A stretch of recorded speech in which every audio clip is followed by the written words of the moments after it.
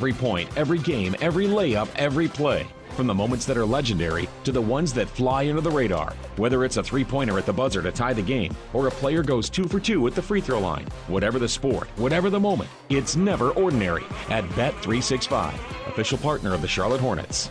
21 plus only. Gambling problem? Call 1-877-718-5543 or visit morethanagame.nc.gov. Sick of being upsold at gyms? My guy, you're currently a base member? For $90 more, I can upgrade you to our Shred membership. For $130 more, you'll be a Swole member. And for just $300 more, you'll reach Sweat Platinum. At Planet Fitness, you'll get energy without the upsell. Never pushy, always free fitness training and equipment for every workout. It's fitness that fits your budget.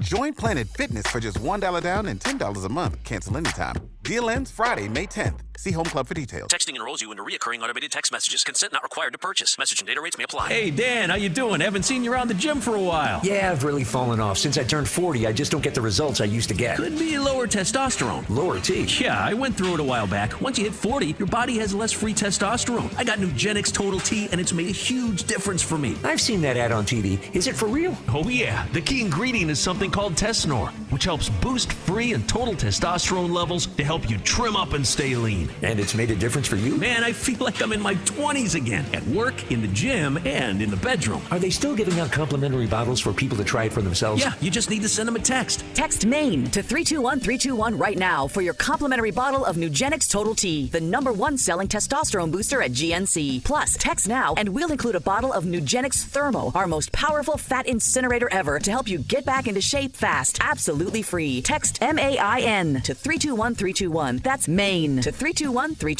It's Window Nation's semi-annual sale, and it's a big deal. Right now, get 50% off all windows, along with no interest for 5 years, plus bonus savings when you schedule a consult today at 866-90-NATION or windownation.com. This hour of the Triangle Sports Leader is powered by Ritchie Law Firm Injury Lawyers. He scores!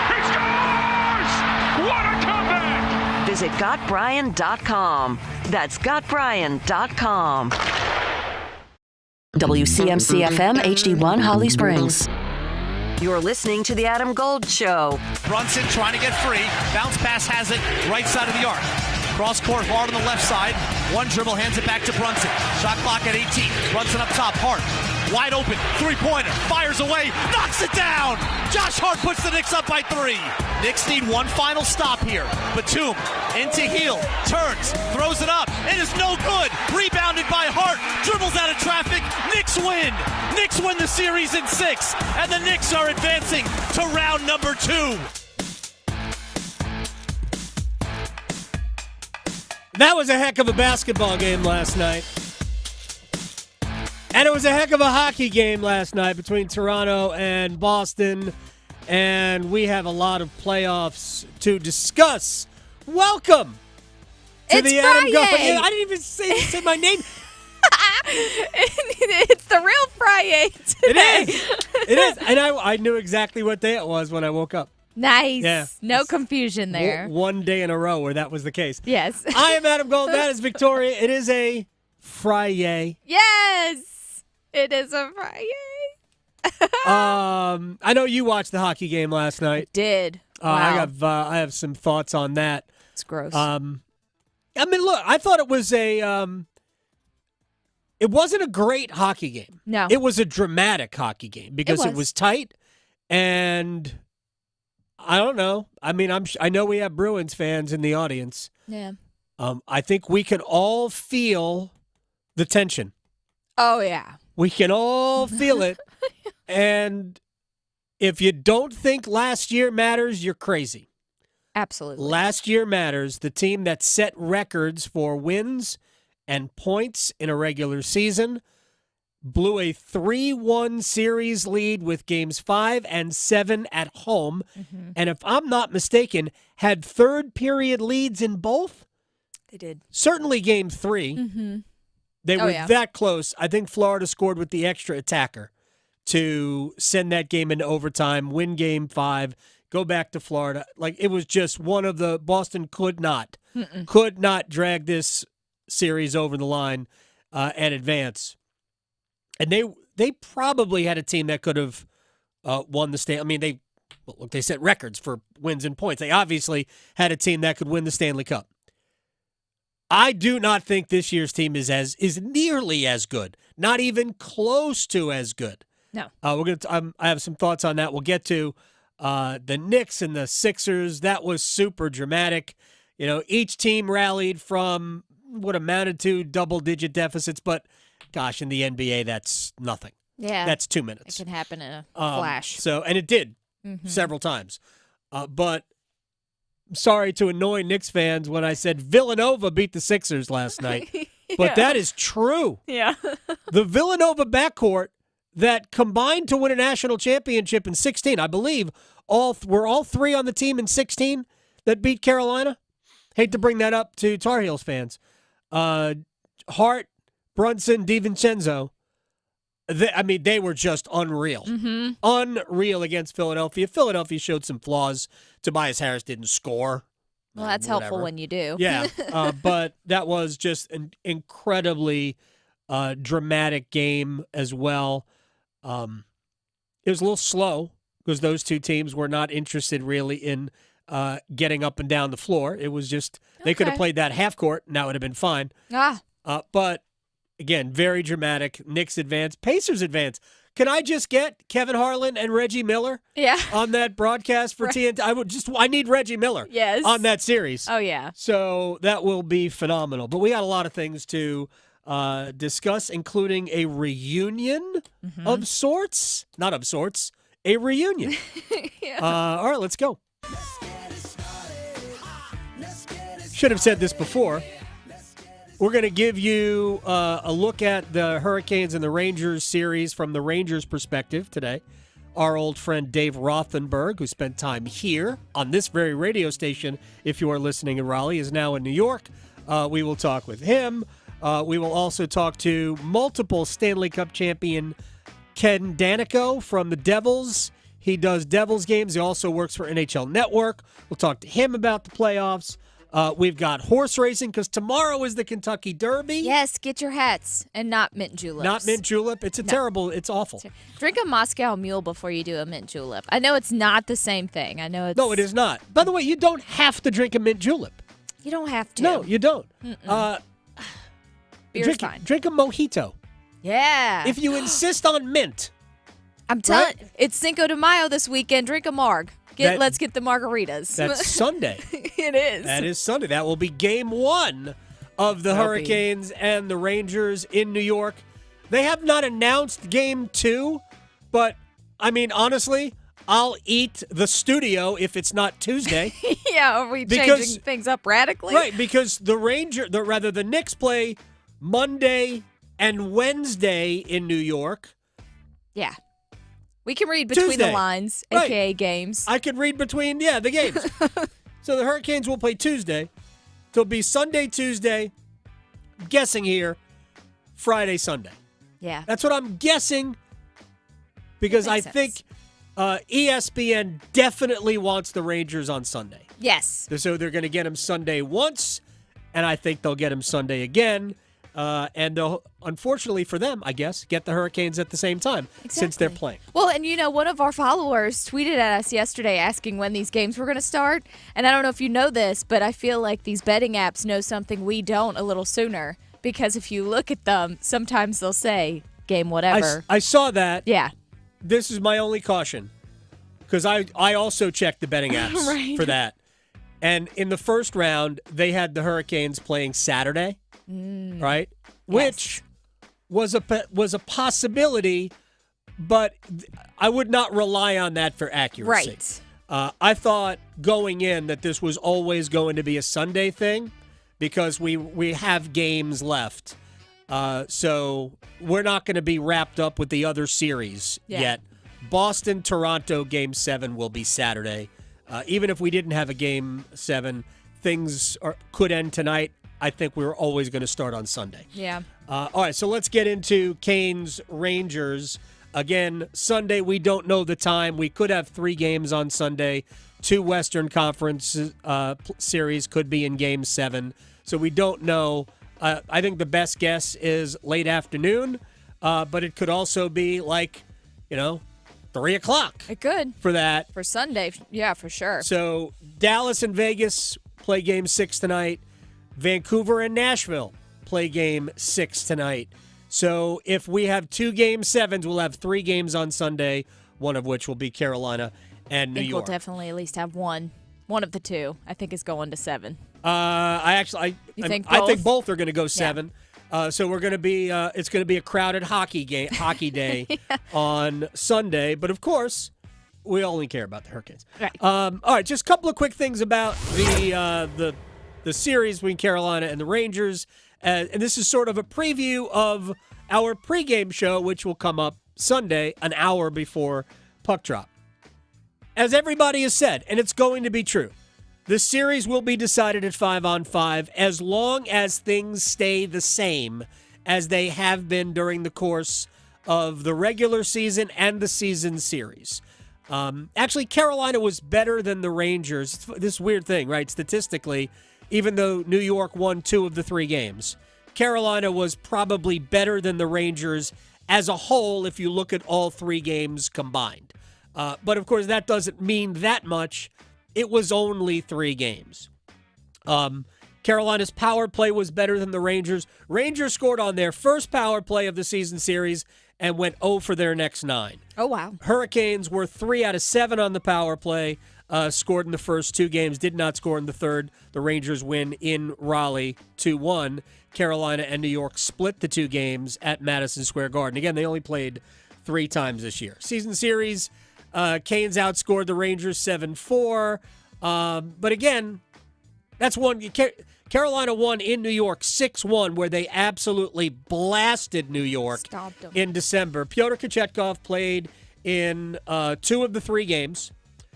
Freddie Anderson played in 1.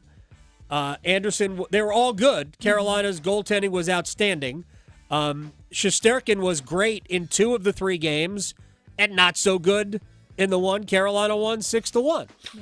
Although I remember the game, and I didn't think it was really on Shesterkin. I just thought Carolina was significantly better. They scored 2 power play goals in the first period, and they didn't cruise from there, but they controlled the game, really start to finish in that one.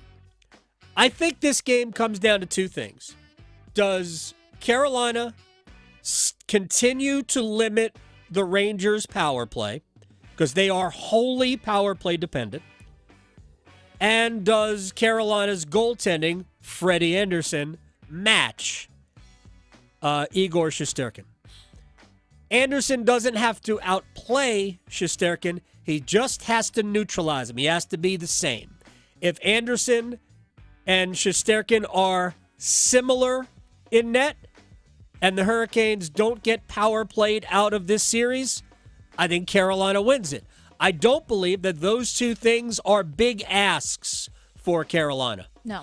Right? We're going to talk to Dave Rothenberg, get his thoughts on how he sees this series. But it is remarkable how similar these 2 teams are. Very. Statistically speaking, it is crazy. Like here, how about this tale of the tape? Goals for this year. Everybody plays 82 games. The Rangers, 278. The Hurricanes, 277. Oh, wow. Not kidding, right? Power play goals, 4. The Rangers, 65. The Hurricanes, 67. Wow. Yep. And all you hear is how the Rangers thrive off of their power plays. They do. So does Carolina this year. Right. Carolina, again, I said this before. The Hurricanes have not been quite as good at 5-on-5 this year as they have in years past. Let's see. Goals allowed. The Rangers have allowed 226. The Hurricanes have allowed 211. That's a very minor difference. By the way, the Hurricanes are like top 5 in every category. Yeah. Just about every category. The Rangers are top 7 in every category. Power play goals allowed, right? How about the Rangers 36, the Hurricanes 35? There's nothing separating these 2 teams at all. Nothing. It is the. Remember when we thought the puck crossed the line? Yes. That's what's separating the Hurricanes and the Rangers in this series. I kid you not. And over the course of the season, especially when you narrow it to January 1st, goaltending everything is alike.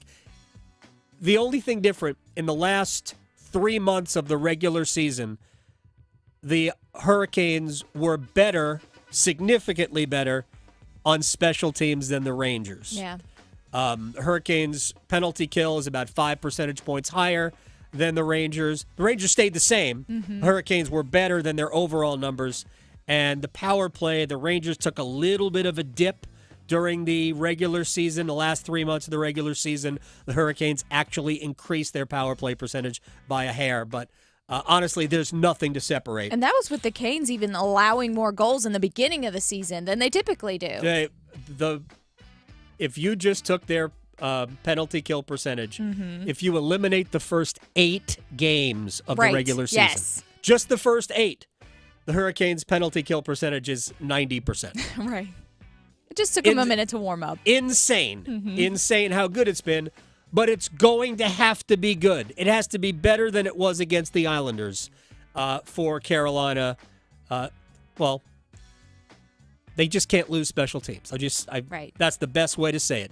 Don't lose special teams. If your goaltending is as good as Shesterkin or close enough to it, you'll win the series. Because I do think Carolina's better at 5-on-5. Stay out of the box. Yeah. Honestly, and the Rangers have to be saying the same thing. Sure. Have to be saying the same thing.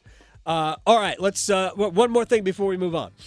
And actually, we have, because I want to hear from the Rangers here, we have Rangers sound as opposed to Carolina sound today. Welcome back, the Hurricanes and the Chicago Wolves. I know. Married again. Yes. The 1-year separation, they're back. The Hurricanes actually will control the team. They don't own the team, but they will have hockey operations control, which may have been more of an issue in the past.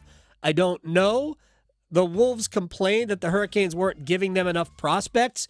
I mean, mostly because Carolina didn't have a ton of prospects ready. Yeah. And they took some of them with them to be on the team. Right. So, but they're going back to the Wolves. They still don't have, they have a working arrangement in the ECHL with Norfolk, but I don't know if it's a strict affiliation at this point. Because there was some gray area there. But anyway, you have an AHL team now, so we don't have everybody scattered all over the United States. All right, so good for them. Let's get to some Rangers sound. Peter Laviolette, we all know him. And not only do the Rangers have a former Hurricanes coach, but they also have a former Hurricanes center, Vinny Trocheck, who has had a great year for New York. Helps when you're playing with Artemi Panarin, but Trocheck, we know how good Trocheck can be. Laviolette on Trocheck. I think it's just a little bit of insight about how they play the game or particular players that maybe they have some insight on. I always feel like I know players better after I coach them. Probably the same can be said for a player after they played with somebody. And I think that probably happens, to be honest with you, in most series, that there's information trying to be shared to just get information about the opposition, about the player, the opposition, the way they play, a power play, a penalty kill, a neutral zone forecheck, whatever it might be. Any information that you can have could be an advantage. For instance, I'm positive that Trocheck knows just exactly where Jacob Slavin is ticklish. Yep, exactly. Yeah. As many hugs as they shared at end of games. He knows exactly I'm sure. what to do. Here's Trocheck on what's changed about the Hurricanes since he departed. Yeah, same coach. A lot of the same players, but it's probably 10 new players still. There's a lot of new guys since I've been there. But yeah, they still play the same style of hockey. It's just there's still turnover every year. It's just different. I'm not even sure. Did he say anything? Yeah, I'm not. He's like, they got some new players. I'm not. I think that's what he said. Could barely hear him. Ryan Lindgren is a defenseman for the Rangers on the familiarity between the two teams. Yeah, for sure. That's always nice. You start preparing for them, and obviously we know them pretty well. Really good hockey team, and the preparation starts now. So these two teams, of course, met in the playoffs 2 years ago. Carolina losing games 6 in New York and game 7 on home ice, where the Rangers' power play just got cranked up to a level that Carolina could not compete with. And I keep saying it, that has been the common theme for every playoff exit for the Hurricanes. They got beat on special teams. As long as that's not the case this year, I love Carolina's chances. I am, even though we knew going into the playoffs, and we'll talk about this with Dave Rothenberg in about 15 minutes. I am stunned that the Rangers, who won the President's Trophy, won the Metropolitan Division, and are the Rangers. I am stunned that Carolina is the favorite in Vegas. I am stunned they are the favorite in Game 1 at Madison Square Garden. Just kicking things off. It is mind-blowing to me. I think we are, buckle up. I think we're going long. Yeah. I think we're going at least 6, maybe 7. I think it would be one of the great deliciousness things ever for Carolina to close this out in Madison Square Garden in Game 7. Maybe not for my blood pressure, but it would be poetic justice. It's going to be that way for 7 games. It will. Just get ready. Just take the whatever medication. Whatever you need. Say all the woo-saws. Whatever you need. Call Aaron Rodgers. Get your ayahuasca. Yes. Get it all. Get that up to stock. All right. We'll talk about the Bruins and the Maple Leafs a little bit. I just want to get quickly to the Knicks that beat the 76ers. Villanova, who beat the 76ers in Philadelphia, interestingly enough. 118-115. I watched the postgame show, and Jalen Brunson did the interview with TNT, and Kenny Smith, big Carolina guy. First thing Brunson said, 2016 banners hanging right here. Oh, nice. Look at him go. Kenny Smith just, that was great. It's like, come on, man. Why are you doing that to me?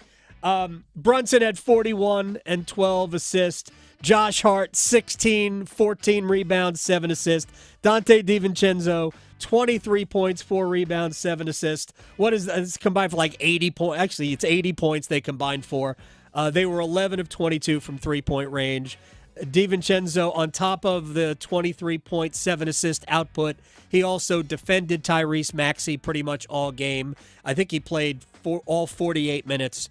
Maxey, who had 46 points in Game 5 to extend that series back to Philly, Maxey entered the fourth quarter with 7 points.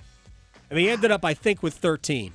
And he was probably Philadelphia's best player in the fourth quarter. But he was completely held in check by DiVincenzo, who played a great, great game. That was, again, entertaining from a dramatic standpoint. That series, the Knicks will take on the Pacers, who beat the Bucks 120-98. Do we have the Pat Beverly locker room issue yet or no? Oh, no, not yet. We got to get There's plenty out there, but yes still digging. We got to get that. Well, I want you to hear this in a little bit. But Patrick Beverly, who, look, he is a useful player depending on your roster. He's more of an agitator than he is a good NBA player. He's a serviceable NBA player, but I think his value to a team is really about agitating the opposition.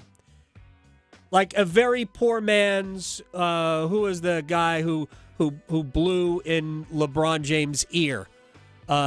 Stevenson. Right? Yes. Okay. Several years ago, played with Indiana, by the way. That was where that game came from. But to me, Pat Bev is just kind of a rotation player. Now, he had to play a lot because Milwaukee was dealing with injuries. No Giannis. Damian Lillard was hurt, although played in Game 6 and was at least effective scoring-wise. But Beverly, after the game, wouldn't talk to a ESPN female reporter. And by the way, I hated the way that was phrased. Right? She was really just a producer, right? She's not necessarily one of their front-facing NBA reporters, but sometimes you send producers with a camera into the locker room. They ask questions, so you have your mic there. Okay, so here's Pat Beverly. Her name is Melinda Adams. Okay, or Edwards, I think. I'm not sure. I'll go get it. I apologize. But here's Beverly. She's asking Beverly a question. Here. Oh, excuse me, I'm sorry. Yeah. Before I finish. Yeah. You subscribe to my pod? Do I subscribe to you? I do not. So you can't interview me then. No Okay, disrespect. Well, Jamal is here. You subscribe? Okay, cool. Yeah. That's cool. No disrespect. No. Right. Yeah, this isn't disrespectful that I'm going to completely not acknowledge you, but I'll talk to this gentleman right here in front of me. No disrespect. But you don't subscribe to my podcast. Right. So, wow. To the best of my knowledge, he didn't ask anybody else. He did not. If they subscribe to his pod, and then she has her mic there. Mm-hmm. He would not answer questions until she, as he said, got out of the circle. So, one, I mean, you couldn't be more of a jackass than Pat Beverly is. But if we've been paying attention, he is a jackass. Okay? If you remember ESPN's coverage of the NBA playoffs a year ago, Beverly spent time in studio, like for a week, constantly in studio, rotating around all the shows. And he was a jackass in studio. But you know what? Oh, man, he's saying outlandish things, and he's backing it up with, air quotes, facts. Not really, but it sounded good because it was sort of inflammatory. Oh, man, did you hear what Pat Bev? So they could say, here, did you hear what Pat Bev had to say? And they throw it on all shows. I'm placing bets. I'm taking bets. Will ESPN invite Patrick Beverly back? He has since apologized with a phone call to the reporter. He apologized for, or took responsibility for throwing a ball at a fan. Yeah, twice. First one was a little sort of tame. The second one was hard. Right. I'm like, what are we doing? I mean, literally, he throws the ball. It accidentally hits a female. The guy throws the ball back to the team, like tosses, right, because Beverly's asking for the ball, and he flips the ball back to Beverly to give it back to him, and Beverly takes the ball and he wings it at the fans again. What are we doing? What are we doing? Like, he's not that good a player to put up with that. No. Anyway, said my piece on Patrick Beverly is a complete clown. Mm-hmm. But I'll be stunned if ESPN does not have him back. Right. Stunned. Because they love the drama. Yeah, that's what it's about. It's about eyeballs. Yep. Anyway, I was kind of disappointed that the reporters kept asking questions. Yeah. It's just Pat Beverly. No. It ain't that big a deal. Everybody can walk away from Pat Beverly. Yes. Somebody could have said, you know what, your podcast sucks. Exactly. Because it probably does. I never listened to it, but it probably does. It's not like you're LeBron James, but you know what? LeBron James wouldn't have done that either. Well, that's true. That is very true. Anyway, Magic, Cavaliers tonight in Orlando, Game 6. Cavaliers with a 3-2 lead. Clippers and Mavericks in Dallas, Game 6. Mavericks with a 3-2 lead. Dave Rothenberg, ESPN New York on the Canes and the Rangers. Is there bad blood? We'll see. Next. Going beyond the box scores. Adam Gold on the North Carolina Sports Network. You're always close to the Canes with 99.9 The Fan. Here comes Kuznetsov with the touch and the slowdown. Kuznetsov waiting. Varlamov comes out waiting, dusting it off. Waiting, shoots, it scores! Count on us to bring you every Canes game night and the latest Canes news from insider Adam Gold, your official home for the Carolina Hurricanes. 99.9 The Fan, the Triangle Sports leader. Adam Gold here for my friends at FanDuel, America's #1 sports book, with this reminder: if you listen to me, you're probably losing bets. But if you lose your wager and you just signed up using the promo code AdamGold, FanDuel.com, promo code AdamGold, doesn't matter if you listened to me and lost a Tyler Bertuzzi anytime goal for Toronto last night since he didn't score, because FanDuel's still sending you $200 in bonus bets just for signing up. FanDuel.com, promo code AdamGold. You know me. FanDuel.com, promo code AdamGold. $200 in bonus bets whether or not you win your first $5 wager. And FanDuel's America's #1 sports book for a reason. Must be 21 and older and present in North Carolina. First online real money wager only. $10 deposit required. Bonuses issued as non-withdrawable bonus bets that expire 7 days after receipt. Restrictions apply. See full terms at FanDuel.com/sportsbook. Gambling problem? Call 877-718-5543 or visit morethanagame.nc.gov. Calling all Caniacs, Carolina Ale House is your official Canes watch party headquarters. Every away game, join the Canes to cause chaos at Carolina Ale House's downtown Raleigh location. Enjoy an ice-cold beer and hang out with the Canes crew and Stormy. With TVs on every wall, every seat is a front row seat. Come get your favorite wings, grab an R&D Storm Brew, and watch the playoffs with us at Carolina Ale House. All Caniacs and all ages are welcome. Go Canes! I had been taking probably 800 milligrams of opioids a day, which is an insane amount. David is in recovery from an addiction to prescription opioids. Eventually, my whole life began to unravel. I realized that I needed help. And in recovery, I found my purpose. Addiction is a disease of isolation and loneliness. There is a way out. You don't have to do this alone. If you or someone you know is struggling, there is hope. Recovery is possible. Visit cdc.gov/RxAwareness. The CIAA returns to Durham for the 2024 Outdoor Track and Field Championships on May 3rd and 4th. Watch men and women from the first and longest-running African-American athletic conference in the U.S. compete. These championships will be held at the Durham County Memorial Stadium, conveniently located just north of I-85. The Durham Sports Commission is proud to bring this exciting sporting event to the Bull City. Visit DurhamNCSports.com for more info. Direct Auto Insurance is for uncompromisers. Like Matt. When his old car insurance got so expensive, do you think he walked until his sneakers wore out? No, because he found savings with Direct Auto so he could drive instead of compromise. With savings of up to 25% on state minimum coverage, you too can stop compromising and keep driving. Get a free quote at directauto.com or a store near you. Savings vary, terms apply. National General Group, Winston-Salem.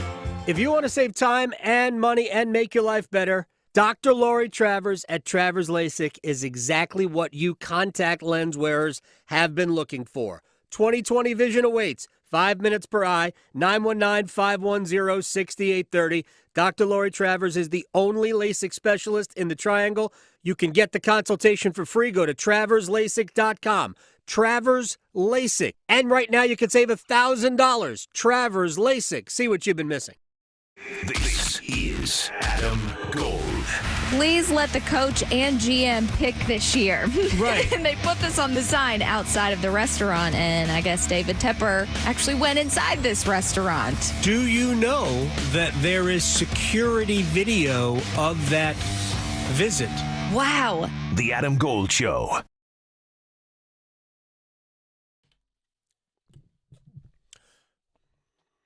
It's the Adam Gold Show. I am Adam Gold, Victoria producing the program.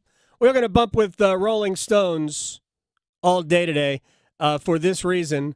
Many of you know my wife owns horses. Yes. And one of our horses is named Jagger.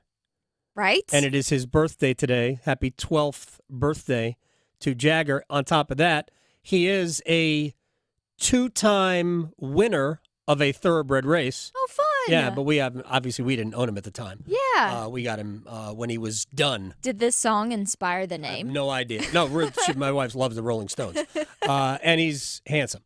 All right, not that Mick Jagger's handsome, but I'll tell you who is handsome. Dave Rothenberg, ESPN New York at Rothenberg. ESPN joins us on the Adam Gold Show. How are you, sir? Happy series rematch from 2 years ago. Well, happy series rematch from 2 years ago, and happy reminiscing of the New York sports era from 1994 as the Knicks and the Rangers both moved their way into round 2 of the postseason. It also happened in 13. Yes, it also happened in 13, but in 13, neither of them went to the finals, which hopefully both of them go to this season. Oh, I'm rooting against you, at least in one way. Dave Rothenberg is joining us here on the Adam Gold Show. Also, I'm sure you guys are salivating over Knicks Pacers and hopefully TNT giving everybody Reggie Miller on the series so he and Spike Lee can make eyes at one another during that series. Give me your read, your thumbnail of what the keys are for Carolina v. New York part 3, although I'm not sure we count bubble hockey. It's almost a different era at this point. Let's just call it part 2. Well, I'll tell you, this is, as a Rangers fan, not only do I cover them and discuss them, I'm a passionate fan of the Rangers. This is going to be a tough series, I think, for both teams. I think, this to me feels like a conference finals. This doesn't feel like a second-round matchup, but the NHL is set up the way it's set up, so this is where we are in round 2. Right. I would say key for the Canes, and I know that you guys are a savvy hockey community down there, but key for the Canes, you don't want to mess with the Rangers' power play. The Rangers' power play is absolutely elite, and Washington found out the hard way. It's been great all year. I think you have to stay out of the penalty box. I don't think you can, take stupid penalties, and I guess that's like the theme of any postseason series, right? Whatever, you can't take stupid penalties, but in this case, you really can't. The Rangers' power play is elite, and the Rangers actually are excellent shorthanded as well. I would think if Carolina can find a way to neutralize, you get to the end of the series, Carolina, they were fine. They stood their own, right? They were fine as far as the shorthand and the power play is concerned. I think that'll be a huge, huge win. I know you like your goaltender, and I think your goaltender is good. I don't think he's the same class as what the Rangers have. So that's another thing. If you get to the end of the series and say, yeah, you know what, Anderson and Shesterkin, it was close. I think it's a huge win for Carolina. Those off the bat are two huge things. I mean, listen, the Rangers are not a great 5-on-5 team. Mm-hmm. It's weird to think that the team that won the President's Trophy isn't that elite when you look at even strength hockey. But the facts are the facts, and they just during the regular season all year, 82 games, they were not. Yeah. That's another thing to really look at. You can't, if you Carolina can't make mistakes with stupid penalties. You have to have your goaltender, I think, be close to what the Rangers netminder is, and 5-on-5. If you're Carolina, you really have to win that battle. I mean, Dave Rothenberg from ESPN in New York. ESPN New York is joining us here on the Adam Gold Show. I mean, you're aware of the stats. Carolina's power play was actually better than the Rangers this year in the season series, which I'm not sure matters because it was only 3 games. And Kane's power play was also better than the Rangers in that series. You don't think the Rangers are also concerned about that? I think they may be. I think that's something I think Carolina's probably a better 5-on-5 team. They are. I don't. I think it's too small of a window. 3 games, I don't think is necessarily I don't put a ton of stock in the regular season series. I mean, Rangers won 2 of the 3 games. Which I don't put any stock in. Those 3 games, great. Listen, I think both teams are excellent. I think these are 2. If you have to rank the 8 teams that will be remaining at the end, you could say this is 1 and 2. You could, right? I mean, you could say this is 2 and 3. This is a great series. I had zero concern. I don't know that I've ever sat and watched a postseason series when the Rangers are in it, and had less concern than I did against Washington. Oh my gosh, I agree. Washington is I sat there game 1. It's all right, it's game 1. You're feeling out first round of a boxing match. They get to game 3. It's all right, Washington can't beat the Rangers. And I'll be honest with you, I am genuinely scared, nervous, concerned, whatever you want to say about Carolina. I mean, I think you could make the argument. I think betting wise, I don't even know that this is true, but I think it is. Carolina's the favorite to win the Cup.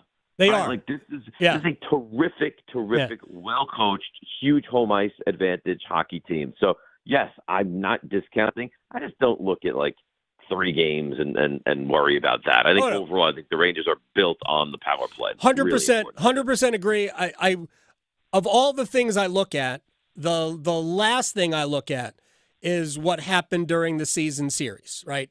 Again, Rangers won twice. Rangers scored 4 goals in the 3 games, and I don't think it just doesn't matter. Carolina scored 6 in 1 game in Madison Square Garden. Again, doesn't matter. Goaltending, I agree with the read. I don't think Freddie Anderson is necessarily as good overall as Igor Shesterkin, but I think if he plays reasonably close and the power play situations are about the same, I do give Carolina an edge. Here's what's interesting to me, and you alluded to it, is that, yes, the Hurricanes are the betting favorite, even though the Rangers have home ice advantage, and I'm stunned that they're the favorite in Game 1. Yeah, I hadn't even looked at the numbers, to be honest with you, as far as just the one game is concerned. Do we, by the way, we still don't know when this series is starting, do we? Sunday. It's going to start No, Sunday. We but just we don't know the time. No. Right, yeah. Because we're So it's funny waiting on 'cause what happens with the Western Conference tonight. And I can't imagine they're going to put that game in an early window. My guess is that's going to be a Sunday, like at 3 or 7. That's what I would guess. That's what I would guess. But I'm surprised as well. Rangers are good at home. Yeah. Like here's the thing that I don't understand. Well, I guess it's Vegas saying we have that much ultimate respect for Carolina. Because The 5-on-5 numbers is what has skewed that. I guess, but I mean the Rangers were great at home. The Rangers had the most wins in all of hockey, and like you mentioned, and I don't think it matters. The Rangers won 2 out of 3 against Carolina in the regular season, and yet Carolina is still favored in Game 1. I find that to be interesting, but I guess they're saying, and I would have to think that public money, more money, if you went down the middle, would probably go on the Rangers just because they are the Rangers. Which means that Vegas is looking at things and saying, no, Carolina's a better hockey team. I don't know that I agree with that, but I don't know that I disagree with that either. The Carolina is and I thought the move for Gensel, I mean, I think that is an excellent, well-coached, very, very good hockey team. All right, I want to ask you a couple of questions about personnel. First of all, is Philip Hedl going to be available for the Rangers in this series? Because I go back a couple of years, and I thought, kind of on the low, I thought he was maybe not New York's best player, but I think the guy who might have tipped the series. So he's excellent. He's been out almost the majority of the season with, we assume a concussion. Right. They don't tell you in hockey, which is so bizarre, but we've assumed it's a concussion. Tried to come back months ago and said, no, it didn't go well. They're shutting him down for the season. And then a couple of weeks ago, it's like Phil Tito, full practices. He's, with the Rangers, like, wait, what? Yeah. So it was huge, like New York fans, like, wait, what exactly happened? So here's a guess, because nobody knows. They're very tight-lipped about it. You don't have any idea. He will. I imagine. I can't think you play 4 games, win them all, and you adjust your lineup going into a series. So right. I don't think at the start of the series that Hedel's going to be available.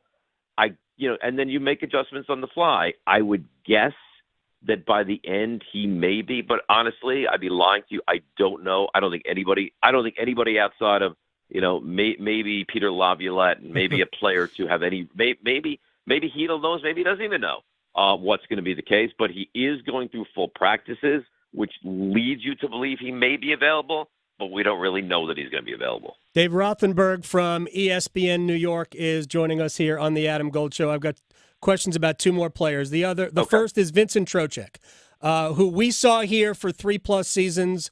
Loved him, didn't work out financially. Rangers gave him a great deal. Wonderful player, has had a great year playing with Artemi Panarin. What has he been like you're a huge Ranger fan. What has your view been of Vinny Trocheck now in year 2?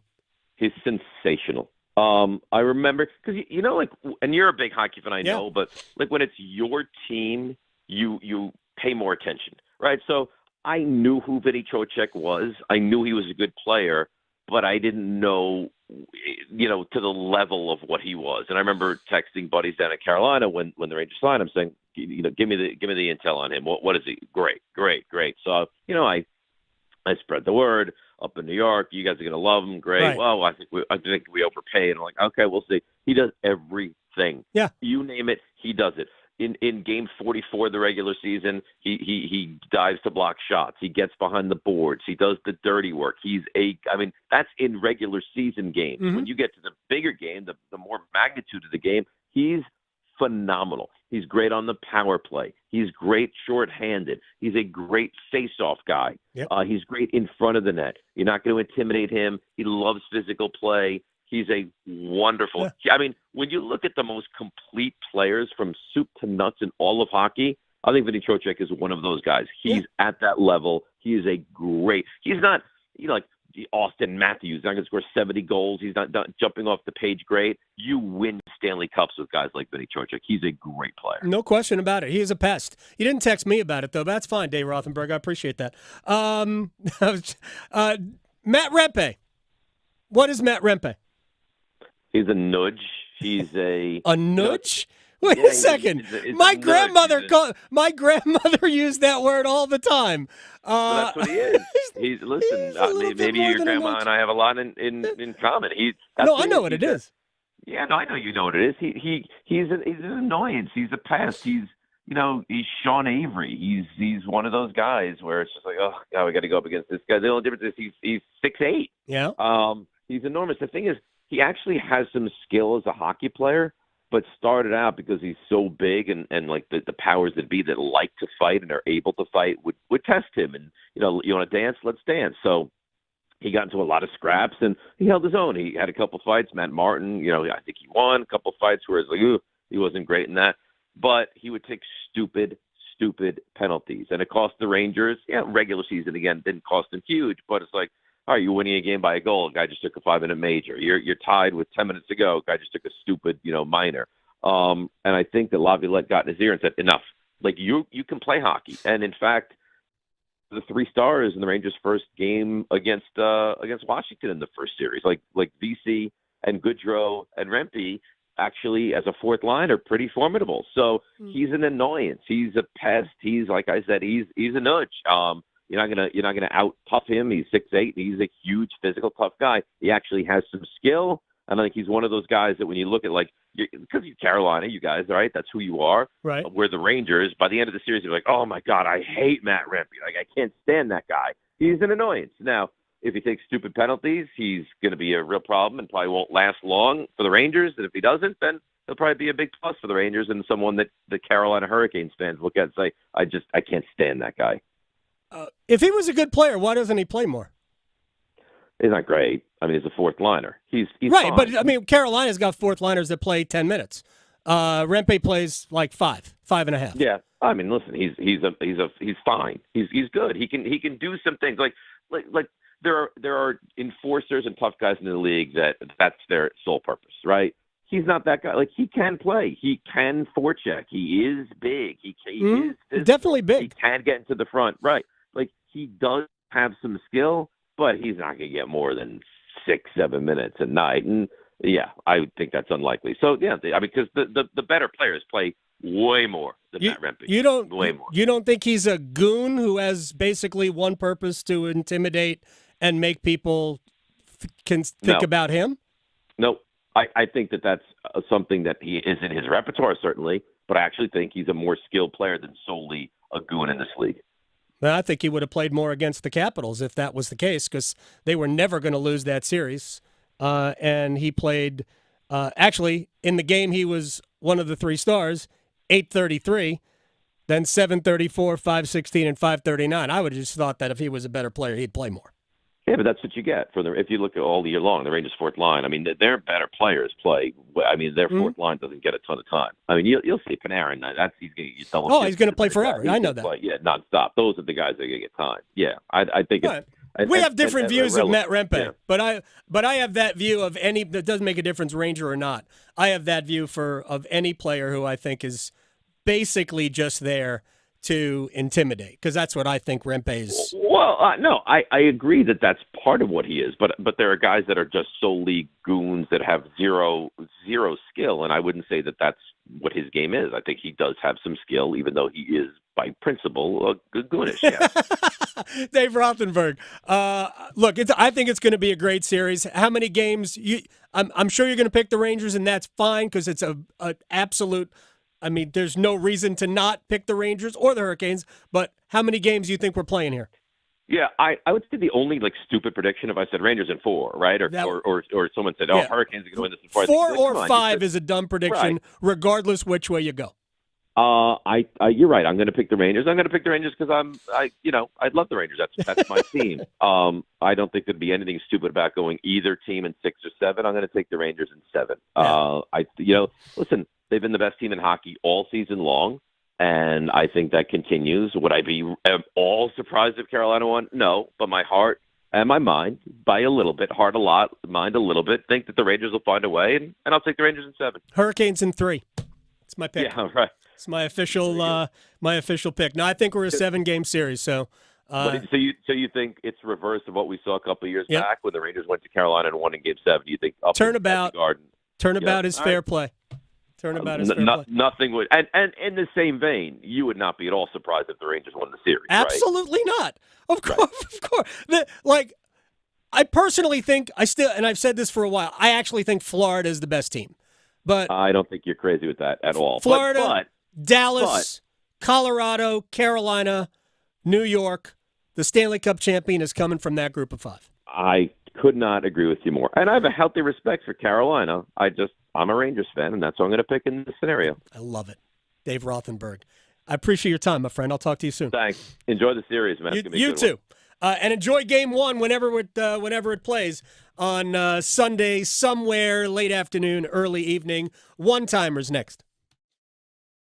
Serving it up hot and fresh every day. Adam Gold on the North Carolina Sports Network. Are you looking for a 2-year hands-on agricultural degree while still gaining the university experience? I'm Lee Ivey, Director of the Agricultural Institute at NC State University. We offer 6 associate's degrees that span the agricultural industry and set our students up to meet their goals. Come live on campus, learn on our farms, and be a part of the NC State community. Learn more about our program online by searching NC State Ag Institute. Deadline for fall enrollment is June 1st. 2 years, 1 degree, endless possibilities.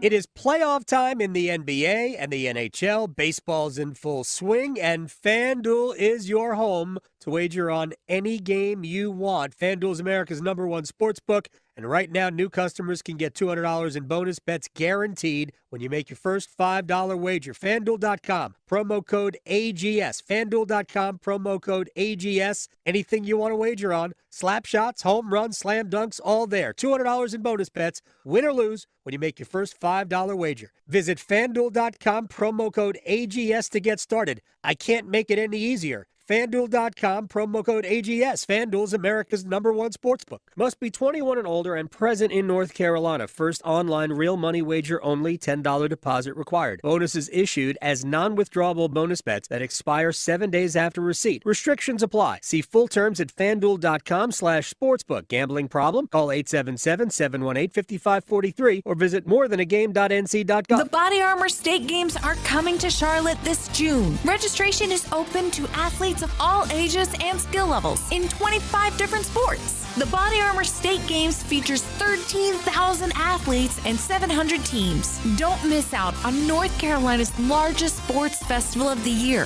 Visit bodyarmorstategames.org today. The Body Armor State Games are proud to partner with Truist, Harris Teeter, and Blue Cross and Blue Shield of North Carolina. If you pay your city or town for electricity, you live in a public power community. Our public power providers in North Carolina keep the power on 99.9% of the time. That averages out to be less than 1 hour a year without power. Public power line workers who work day and night, rain or shine, are key to that unbeaten reliability. Better reliability, fewer outages, faster restoration. That's the value of public power. Learn more at electricities.com. Hi, Darcy the Cow here for Black Cow, the mature manure. Get a better-looking lawn with Black Cow. Apply to your lawn as top dressing and get 10 times more nutrients than topsoil. Black Cow will feed your lawn, your flower beds, and vegetable gardens for up to 3 months. Oh yeah, everything grows better with sun, water, and Black Cow. Black Cow, the mature manure, Black Cow. Need money for college? Well, if you're a North Carolinian from a household making $80,000 or less, then Next NC Scholarship could pay for more than half, if not all of your tuition and fees at any NC community college or public university. And it doesn't have to be repaid. We're talking at least $3,000 for community college or $5,000 for a public university and possibly more. Get all the details about the new Next NC Scholarship and see how simple it is to apply at nextncscholarship.org. Healthcare.gov is here for you when life happens. If you lost your health coverage because of turning 26, going off Medicaid, leaving your job, or moving, you could be eligible to enroll in new coverage now. And if you need to update your coverage because of marriage or having a baby, you could also be eligible. But don't wait. There's a limited time to enroll. Check your eligibility at healthcare.gov today. Life happens. Get covered. Paid for by the U.S. Department of Health and Human Services.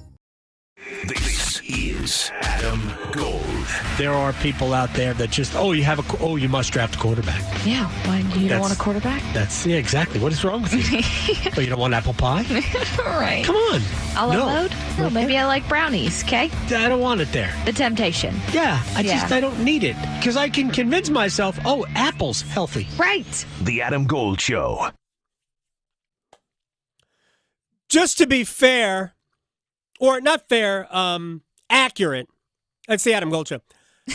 A nudge is what I do to my son when I pick him up from school and I ask him about, what went on in the day and did you get any A's today? Did you talk to what's her name? And then I keep asking, Yeah. That's a nudge. Right. What Matt Rempe does is not being a nudge. No. Just want to get that clear. Yeah, it's not cute. All right, one-timers. Yeah, so. He's a nudge. Yeah. All the time That's I was biting my endearing. lip. I know, exactly. I grew up, my grandmother called you a nudge. It was Right. almost endearing. I know. It's like, my little nudge. Like, no. And here comes chicken soup. Yeah. Come on. Here's a Werther's. Like, no, that's not the same thing. What, you want a sucker? No, it's not the same thing at all. You know what else isn't a nudge? Patrick Beverly, okay? I just cannot get over this video of him heaving the basketball at this fan, and it hit a female in the side of her head, and then he gets it back and he heaves it again even harder at a dude. And then him being nasty in the locker room with a female reporter with Patrick Beverly. What should be his punishment? How should they handle this, the NBA being they?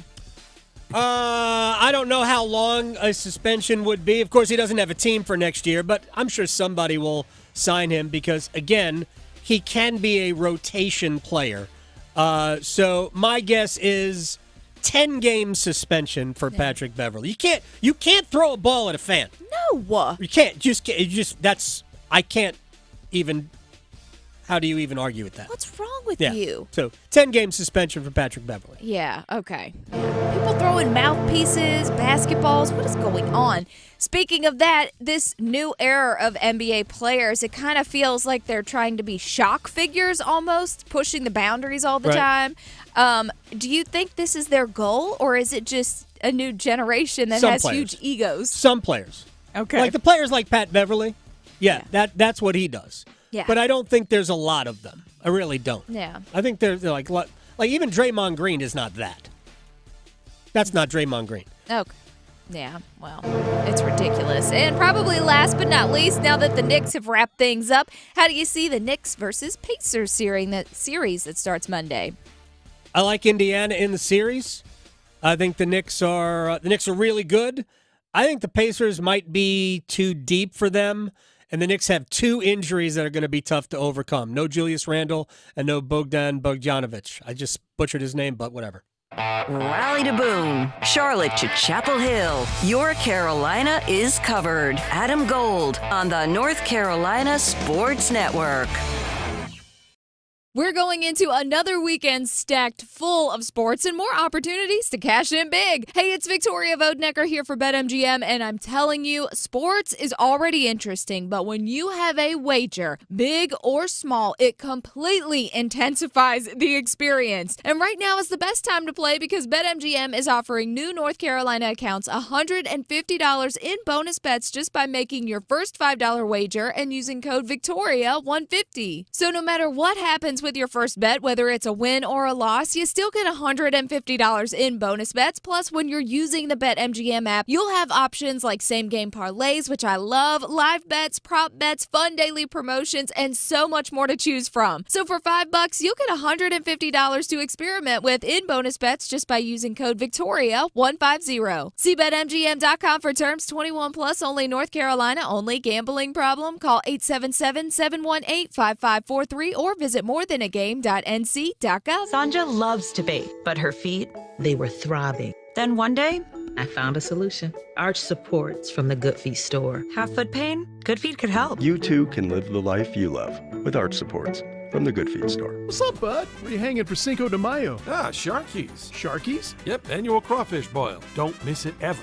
Ooh, crawfish boil. I ain't missing that either. You know what? It's Cinco de Mayo this year. Whoa, Cinco de Mayo. I love it. Wait, that could be a hit song. Cinco de Mayo on the bayou. Eating crawfish and Sharkies you don't need to sing. I get it. Come join the fun at Sharky's, 5800 Durley Road, the largest crawfish boil this side of New Orleans. Cinco de Mayo this year, baby. Sharkies all day long. Reggie was a nurse for 16 years. I had become very burnt out. I wasn't making good money. Then it happened. There was an ad for My Computer Career, and it just spoke to me. My Computer Career was the best decision he ever made. I could study anywhere from my laptop, and I was working in the first couple weeks of me being in class. Reggie hit a home run. The field is teeming with jobs. Become an IT pro in just months with zero experience at mycomputercareer.edu. The school is amazing. It's not rocket science. It's mycomputercareer.edu. This is one student's experience. Individual results vary. Hey, Tim Donnelly here. As you know, so much of what makes us a family takes place in our homes. These walls provide an intimate space for all of the small moments that bring us together as a family, the bonds that grow stronger year after year. And like any other relationship, your home requires the same love and attention. That's why I brought in Zero Res to clean the carpets in my house from all of the dust, dander my dog drags in, all of the crumbs my 3-year-old makes, and me too when I'm watching games. That is why you should trust in the power of Zero Res to care for your home. ZR water is tough on stains and dirt while still safe for you and your family and pets. Don't forget about your air ducts as well. This is the perfect time with allergy season, furnace and AC efficiency, post-winter, and more. Just check out the 3,800 raving customer reviews online with a 4.8 Google rating. Visit ZeroResRaleigh.com to get 3 rooms of carpet Zero Resified starting at just $105 and take $100 off your air duct cleaning. Make sure to mention me, Tim from 99.9 The Fan. Zero Res, spell it backward or forward, it spells the same. Zero Res. Thanks for calling Discover. This is Gabby. Hey, Gabby. It's Jennifer Coolidge. Hi. I'm so glad I reached you at 2 a.m. Oh, of course. Anyone with a Discover card can call and talk to a real person 24/7. Now, how can I help? Yeah, I used my Discover card to buy these yellow pleather pajamas, and I'm just not sure I'm pulling them off. 24/7 U.S.-based customer service. It pays to Discover. Limitations apply. Learn more at discover.com/creditcard. This hour of buzzer-beating, nail-biting, edge-of-your-seat sports action on 99.9 The Fan is powered by Ritchie Law Firm Injury Lawyers. Visit GotBryan.com. That's GotBryan.com. WCMC HD1 Holly Springs. Take us with you on radio, web, app, Alexa, and YouTube. 99.9 The Fan, the Triangle Sports leader. It's one of those lines where I think when they are on in what they're able to do in the way that Svechnikov, with going back to the old school power forward in the space he can create for Aho and Gensel, you're sitting there going, why don't they score every shift they're on the ice when they make plays like that? More, it was puck luck. You know, that game, I'll go back to it, in game number 2, the Kings hit 5 posts in that game. And there were 2 posts, or at least a post and a crossbar that was Sebastian Aho. Yep. You know, and he stayed with it.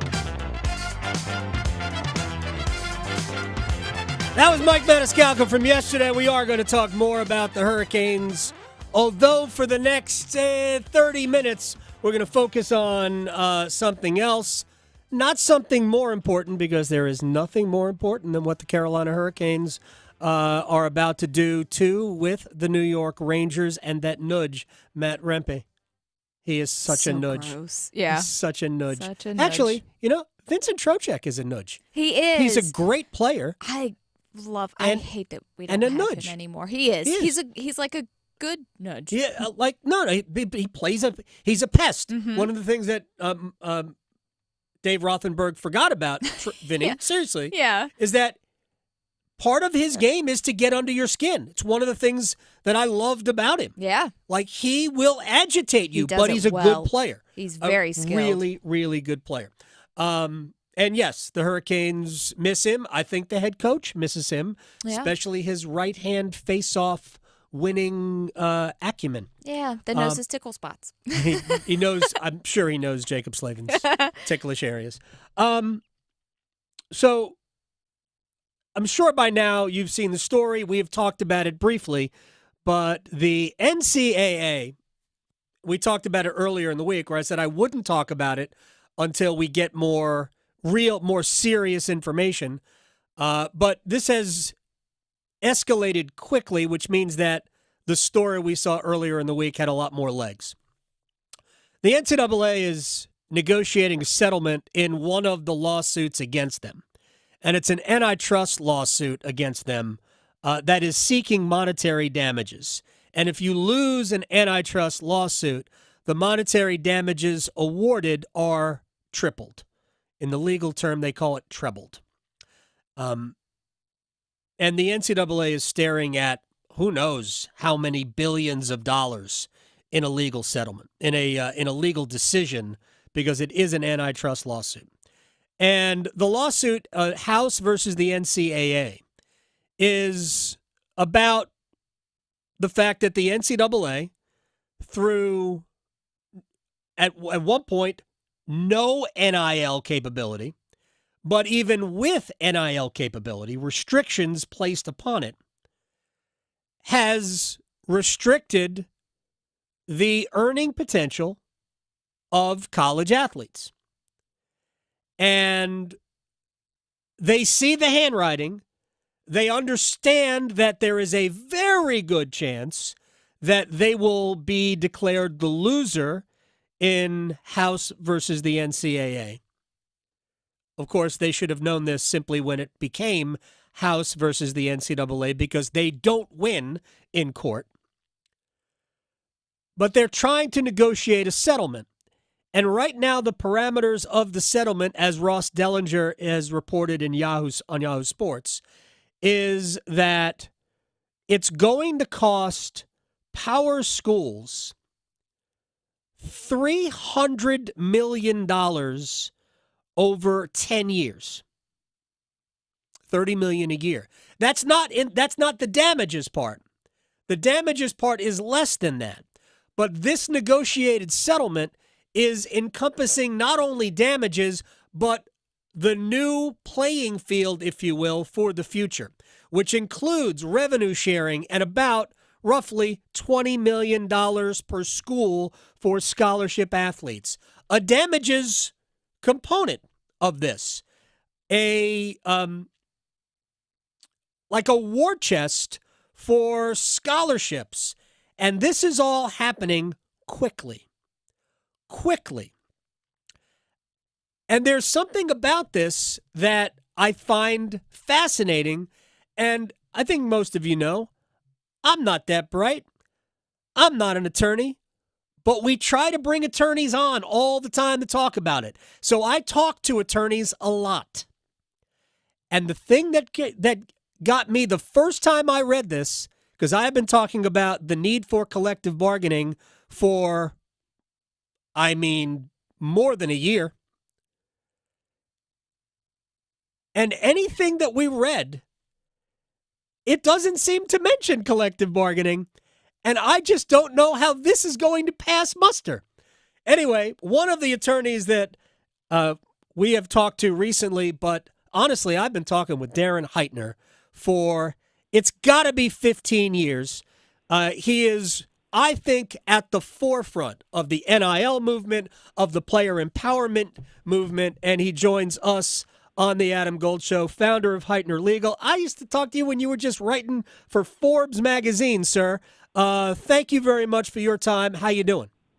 It's been a long time. That's right. It's great to be back, and I'm doing well. I hope the same is true for you. Things are good. Maybe not as good as if I were a college athlete right now, because it does seem like the scales are tipping in their favor, which is good and well overdue.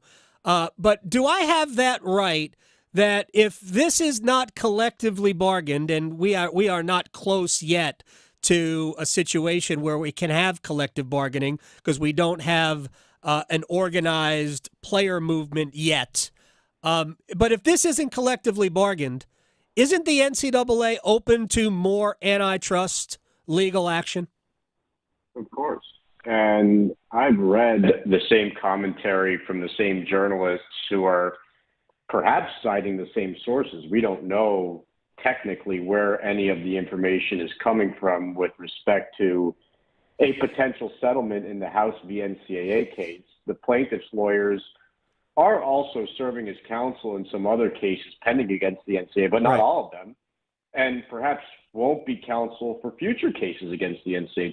So to your point, in all the discussion that I'm reading, I keep seeing that the NCAA wants to broker a settlement to preclude potential plaintiffs from bringing cases in the future under antitrust law. As you very astutely mentioned, unless there is a union that negotiates a collective bargaining agreement and essentially shifts the conversation from antitrust law to labor law, I don't see how the NCAA, the conferences, the individual schools can completely shield themselves from future litigation. I mean, it sounds nice, but I just don't see it. Darren Heitner is joining us here at Darren Heitner on Twitter, founder of Heitner Legal, Sports, Entertainment, Intellectual Property, Business Law. You're a professor and a Florida Gator, I should point out, although that doesn't really matter, but I know what you are. It does explain why the NCAA and the major conferences have spent upwards of $1 million a year annually lobbying Congress to get antitrust exemptions from them, even though all smart people understand there's no way that's going to happen because those people can't pass a legitimate budget, let alone deal with this. So where else can colleges kind of get some relief? Nowhere. And that's the problem that colleges, conferences, and the NCAA have right now. And by the way, that lobbying that you speak of didn't just start with the initiation of litigation like House v. NCAA, which is potentially going to be settled. The NCAA has been lobbying Congress far before July 1, 2021, when college athletes started to be able to enjoy the exploitation of their fame for commercial gain. It just has fallen on deaf ears, and not necessarily fallen on deaf ears. We've had dozens of pieces of legislation drafted by various legislators on Capitol Hill. Just none of those bills have ever even reached the floor for debate and gotten out of committee. Right. So, yeah, I mean, what can the NCAA do at this point? It dragged its feet for so long. Under Mark Emmert, it was in a much worse position than it is with Charlie Baker. Charlie Baker, I think, is smart enough to read the writing on the wall, and yet even he recognizes at this point to put in a proposal like what we see with the leaking on the potential settlement agreement, or even a proposal that he put forth months ago, it's going to require congressional action to avoid any legal exposure in the future, or as you mentioned, collective bargaining. But the NCAA has remained adamant that it refuses to classify athletes as employees. Well, I have bad news for the NCAA. They're not getting the help from Congress, no matter what they want. I can't close my eyes and imagine it. Again, that it's maybe a different Congress, all right, because we understand what's going on now. But I just can't close my eyes and see it. So they can pretend all day long that the athletes aren't employees when we all know that they really are. They're not, I guess, traditional employees, but we can make the argument that they should be. So what is the next step? Do you think there's any stomach at all? I think in some people there are, but is there any stomach at all to simply go, you know what? They are employees. Now let's get down to business. I have spoken to multiple athletic directors over years now who have recognized that is a solution. The challenge has been getting the majority or supermajority of college presidents and chancellors, and not only in the power conferences, but with the rest of the NCAA. So there's recently been some discussion about separating the quote-unquote halves, those Power 5 conference teams, or you could say Power 4 conference now, right, versus the mid-majors and under those. But we haven't seen anything come to fruition yet on that front. So, look, I think a lot of athletic directors, as I mentioned, are realists, but they're also powerless. They're making millions of dollars, some of them, but Yeah. they really can't muster the support that's necessary among college presidents, college chancellors to cause the NCAA to change. And so it's left up to the judicial system. There's a case Johnson v. NCAA. There's others. There's cases or administrative proceedings to the NLRB. We recently saw the Dartmouth basketball players go through a process that's now on appeal with respect to unionization. So there's various efforts that could cause penultimate change to classify athletes as employees. And at the same time, if Congress were to do anything, interestingly, I believe that included within any legislation that would pass is a clause that says athletes are not employees, which is exactly what the NCAA wants. Right. But I wouldn't hold my breath with respect to Congress, as you've mentioned. It's just it's too cliche to even go there. One final thing for Darren Heitner Legal on Twitter. There's really no way out for the colleges, and I was in the article. There's I know Trev Albert said that he's setting aside $20 million a year for scholarships, but it's not scholarships, although I guess it's part of it, but also to pay athletes and whatnot. How many of the forget about the Power Four, because there's going to be such a huge gap between the SEC and the Big Ten.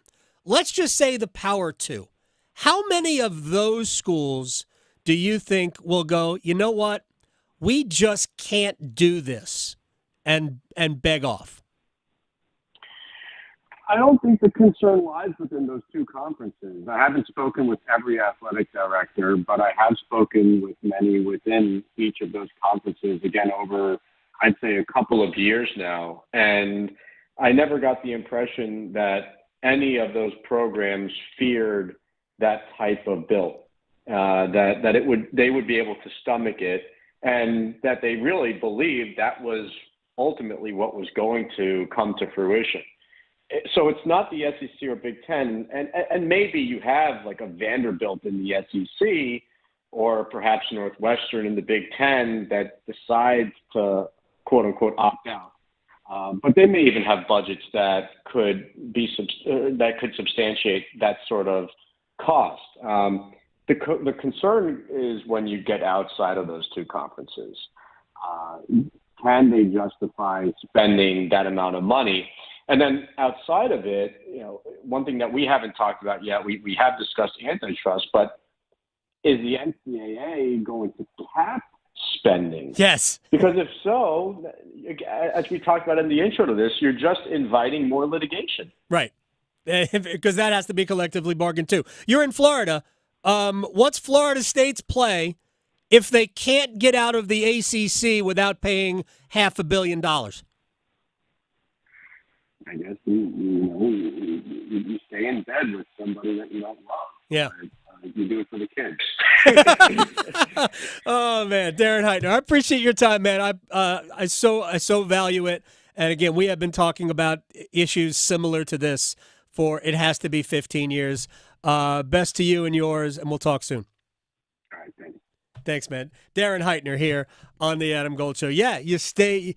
I don't know what Florida State and Clemson are going to do. Yeah. They want to be part of the group. They want to be part of one of the cool kids that play football and are part of whatever society is going to be in vogue going forward. I'm sure North Carolina would like to do it too. I'm sure Virginia Tech would like to do it too. NC State, same thing. What's Duke going to do? Right. This is going to be about, it's going to be tied to revenue that your athletic department generates. It's going to be really, really, really hard. Again, I think we're really narrow casting it here. All right, when we come back, more on this issue from a school perspective. Dr. David Ridpath, past president of the Drake Group, joins us next. Serving it up hot and fresh every day. Adam Gold on the North Carolina Sports Network. Listen to 99.9 The Fan every afternoon during the drive for your chance to see the Storm Surge in person. It's our 10K playoff payout. Try your luck at playoff tickets by discovering the Golden Puck. And like last year, take your ultimate shot at $10,000. Let's go! Listen for the $10K playoff payout, driven by your Carolina Ford dealer. For great offers on a new Ford truck or SUV, see your Carolina Ford dealer today. It's time to shop sparkling deals. It's Bailey's Fine Jewelry's multi-million-dollar inventory reduction sale. Going on now. Shop jewelry up to 60% off. Diamonds, watches, earrings, bracelets, necklaces, and rings are all on sale. The perfect time to shop for Mother's Day, anniversary, or engagement rings without breaking the bank. Shop the largest selection of luxury jewelry for less at Bailey's Big Sale. Learn more at BaileyBox.com. Want to win a trip to the 84th Annual Sturgis Motorcycle Rally and a custom Harley-Davidson performance bagger? The Law Tigers are giving away the ultimate trip of a lifetime. Go to stylinginsturgis.com to enter. Prizes include VIP stay at Glencoe Camping Resort, custom Harley-Davidson built by Lane Splitter Garage, sound system by Rockford Fosgate, turbo from Trask Performance, parts from J&P Cycles, firearms from Magnum Research, jewelry from Anvil's Cash, and bikes from Soul E-Bikes. Go to stylinginsturgis.com to enter today. It's bow time. Something new just dropped at Bojangles. Take the bold taste of a crispy golden chicken supreme that's been seasoned to perfection, then add dill pickles, Carolina Gold barbecue sauce, and a toasted bun that's great on the go. What do you get? You get a Bo's Bird Dog. In fact, you can grab 2 of them for $5. So when you're on the go, headed to practice, or need a snack, grab a Bo's Bird Dog. Hurry in before they're gone. Available for a limited time. It's bow time. There's no time like bow time, but sometimes it's go time. No time to stop. Introducing Bojangles' new Bird Dog, a seasoned to perfection Bojangles Chicken Supreme, dill pickles, Carolina Gold barbecue sauce, all on a toasted bun. Great on the go. Try 2 bird dogs for just $5 or a 2 bird dog combo for just $8. Hurry, Bo's Bird Dogs are available for limited time only. When you're hungry for flavor and value, it's bow time. And the best artist with the best new scratch-offs, Mr. First Tuesday! I'm so proud my music is bringing luck and joy to so many people. First, I'd like to thank those who invented the calendar, and to all the First Tuesdays many years ago, and to all scratchers out there. No matter if you use your nail or a coin, we all share the same First Tuesday love. First Tuesday kisses to you all. New scratch-offs every first Tuesday of the month. Must be 18 to play. Problem Gambling Helpline, 877-718-5543. If Heineken Silver was a 60-second radio ad, it'd tell you all the stuff you need to know in only 30 seconds to keep things light and refreshing. Seriously, time me. Heineken Silver, a world-class light beer that's surprisingly crisp and refreshing, made with only premium quality ingredients and just 2.9 grams of carbs and 95 calories, all without compromising on taste. Heineken Silver, all the taste, no bitter endings. Order now at Heineken.com/silver. Must be 21 and older to purchase. Enjoy Heineken responsibly. Whew, 30 seconds, that's it. Done. Peace. Have you ever experienced a wish come true? For a child battling a critical illness, a wish come true can be a turning point. One song, one dance, one game, one adventure, one moment changes everything. Make-A-Wish needs your support to grant the wish of every eligible child. Visit wish.org now to help grant more life-changing wishes. Together, we can transform lives, one wish at a time. This is Adam Gold. I got news for you. If I see a hammerhead shark swimming near me in open water, nope, we're gone. Bye. We're done. I'll be on the dock. I'm done. I've seen Jaws. Can't fool me. Yeah, I'll be on the dock. Yeah. I'll be, or in the boat or something. I will not be. Yeah. I will not be in open water. The Adam Gold Show.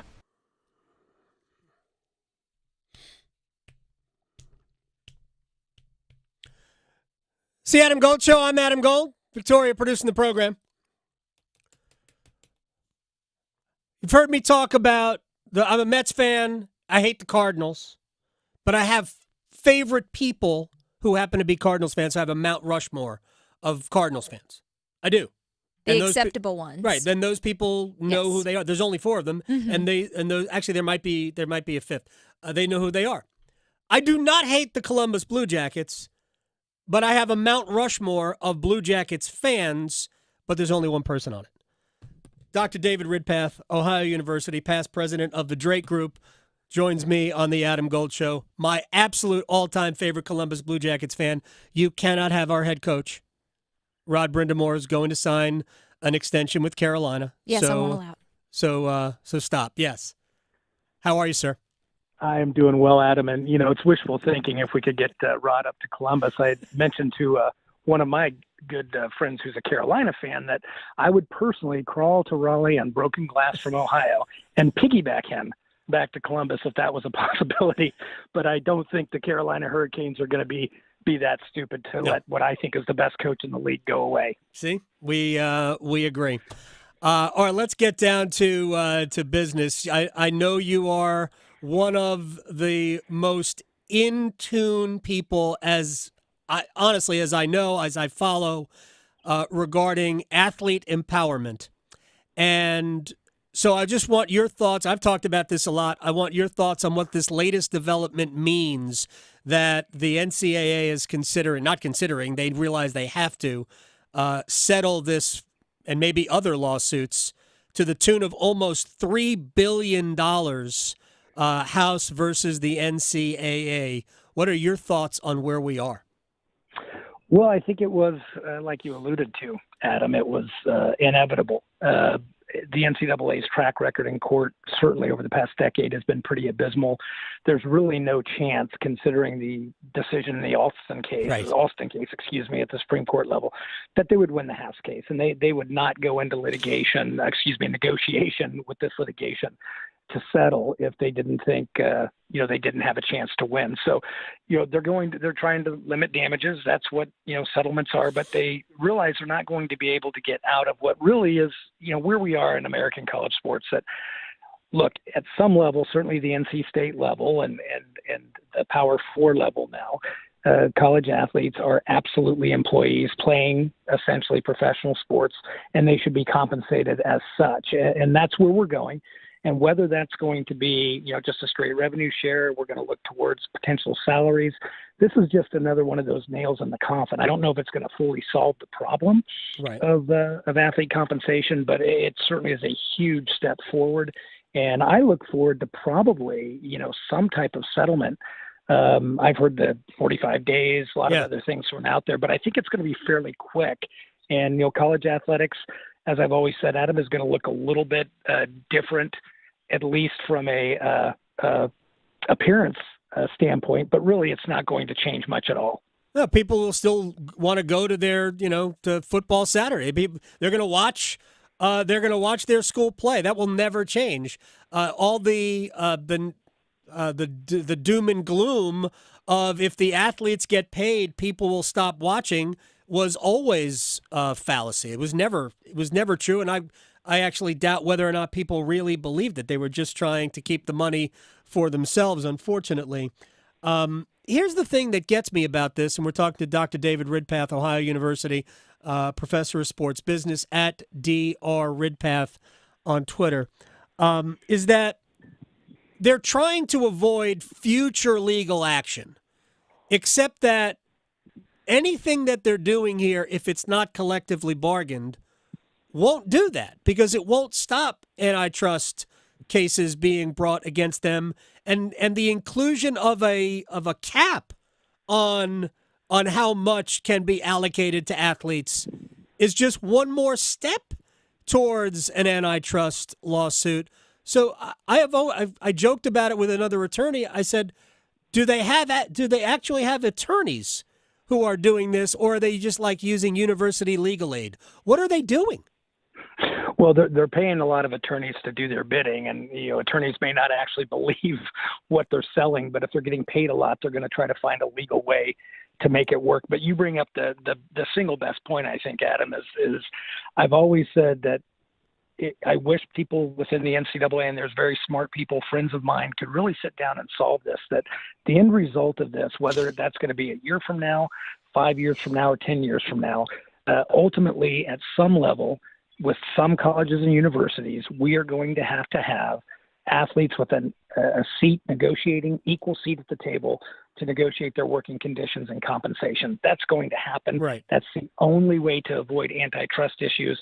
And again, this is a big step forward, but if they are talking about, again, under the guise of protecting the athletes, as we've heard over the years, Adam, that they're going to try to somehow still limit that compensation after you see Kirby Smart signing a $13 million a year contract yesterday. They will lose in court. There might be some who like the House settlement, but there's going to be a lot of athletes that won't like it. Oh, yeah. Look, whether it's enough or not. And what I've tried to explain to people is whenever you collectively bargain, like both sides can collectively bargain whatever they will agree to. So it doesn't even have to be. I had this, Doug Gottlieb and where he stands on all these issues. I had a debate with him. Part of it was offline about, well, what could these kids get that they're not already getting in terms of being paid? I'm like, Doug, your big problem is the roster construction of teams and roster uncertainty and all of that. When you collectively bargain, the schools can also benefit. Why don't we ever consider that?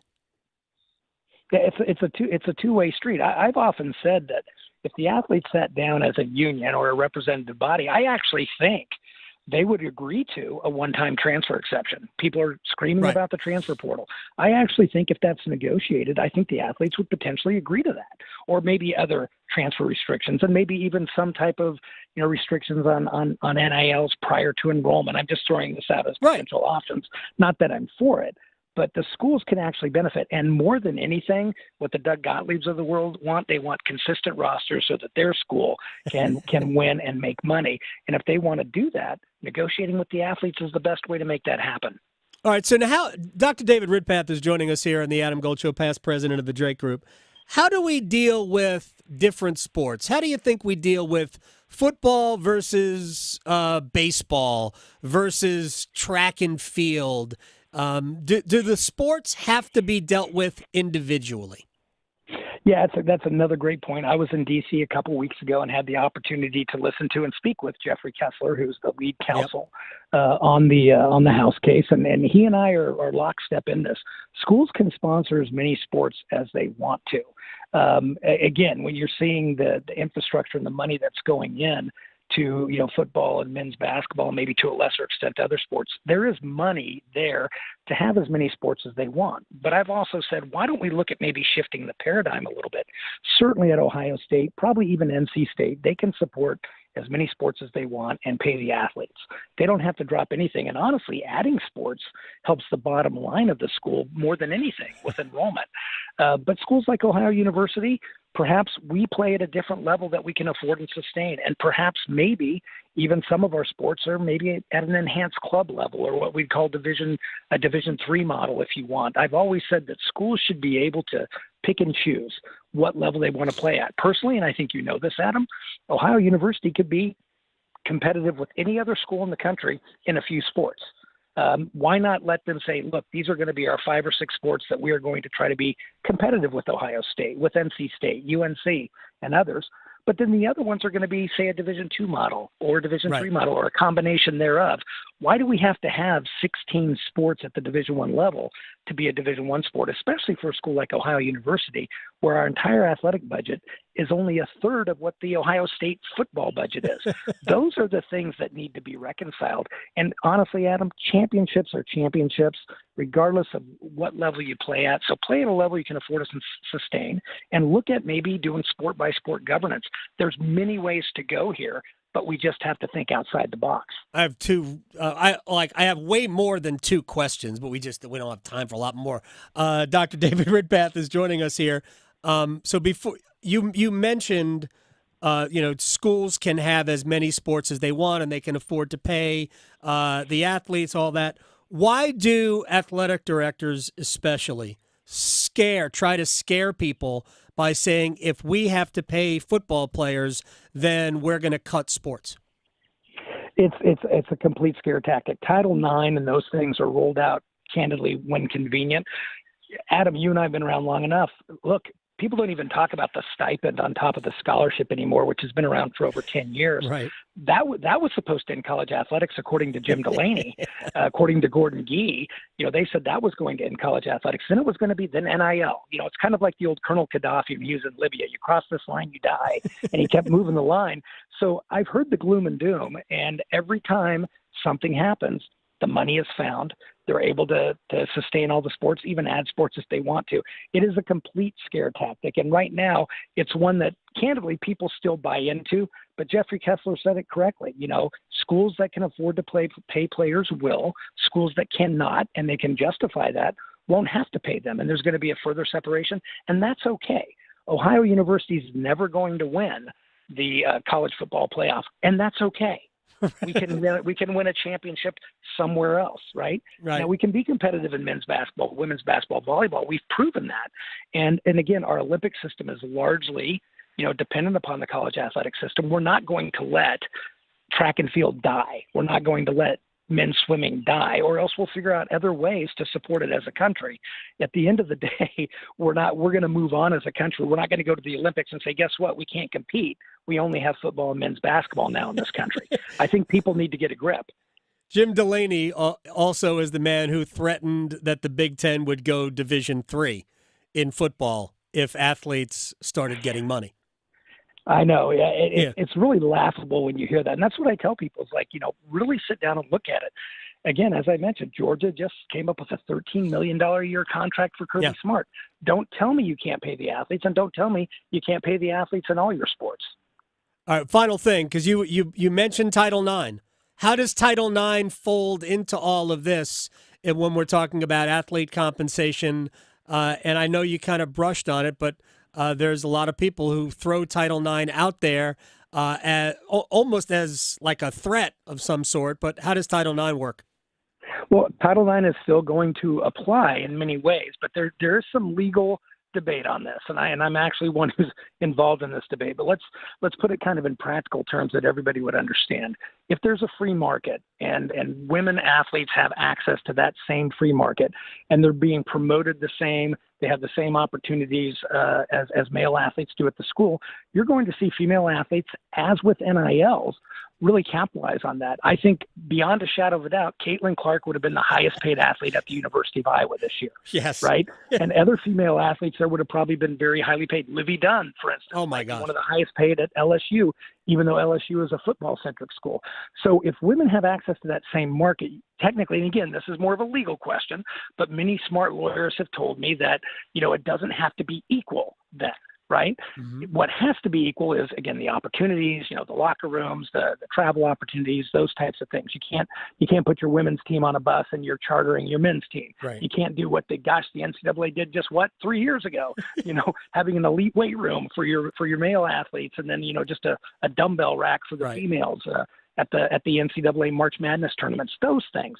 But when you get into the free market and access, and it's the same with NILs, females have access to that market as well as males do. And as long as you're not restricting that, or you're not doing more for the males to get those opportunities, and this is where collectives can cause a bit of a problem, there might be Title IX issues, but I tend to think that those can be worked around. And I think it will highly benefit female athletes, to be honest with you. Title IX does not apply to whether or not the three-point line is correctly marked at the Final Four. That's what we know. Not. The Elite Eight. Yes. That is definitely what we know. Go Bobcats. Go Gary Trent University. All of that. I remember watching the Shaq and the Mac back in the day. He was great. And give me a pick, Canes Rangers for the upcoming series. I tell you what, I am all in on the Canes. I really do, and this is going to be a tough series, as you know. Absolutely. And the Rangers are having one heck of a year, and I'm a Panarin fan. That's right. I am picking the Canes in 7. Love to hear it. Always love catching up with you, Dr. David Ridpath. I will talk to you very soon. Thank you. All right, go Blue Jackets, Adam. Take care. You got it, man. Dr. David Ridpath here on the Adam Gold Show. He had to slip that one in. No, there. It's fine. It's fine. Hey, I would do it too if I were him. He's awesome. Yes. So, just background, maybe I should have done this before, but David has been on the show several times. The Drake Group is essentially a watchdog of college athletic academics that sort of remind us what athletics' place really is. Okay? Do they have a lot of power in intercollegiate athletics? Not really, because intercollegiate athletics is the power that run colleges. the university presidents are beholden to the money that is generated by major college athletics. We should just say football. So when you bring on somebody who is a past president of the Drake Group, the initial reaction is, well, that person hates sports. He's not a sports hater. He loves sports. He is pro-athlete. I am pro-athlete. Even somebody that we have brought on before, a professor now who used to be at Duke and is now a professor, I believe, at the University of New Brunswick in Canada, Nathan Kalman-Lamb, who has a book out called The Death of College. I think it's The Death of Football, right? Or The Death of Sport. He's not anti-sports. He is pro-athlete. Because the position I come from with everything here, whether I have to explain this or not, I don't know. But the position I come from with regards to this issue and the related issues 100% of the time is what is best for the student, the athlete, not the student athlete, but they are supposed to be students. Until the time comes where we completely remove the universities from college sports and the only thing connected to the colleges are the logos and the markings, and we might get there, to be honest. We might just have the University of Alabama, sell their markings and logos to this minor league football team. We could be there. Anything is possible going forward. Anything. But until we get to that point, these are all supposed to be students. I think we understand that there are athletes that get into colleges with lesser academic credentials than the regular student body. I think we understand that. They bring a value to the university. But when we talk about them as students, and I've been talking about this for a long time, way longer. This goes back well beyond the North Carolina academic scandal that surfaced in 2010. This goes back way longer than that. The whole deal between the universities, the athletic departments, and the students and the athletes was supposed to be you get a scholarship in exchange for your services as an athlete.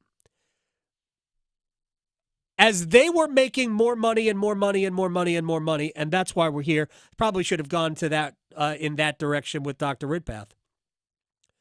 Because if we weren't at the SEC and the Big Ten getting billions of dollars a year for sports, then we probably wouldn't be where we are with college athletics.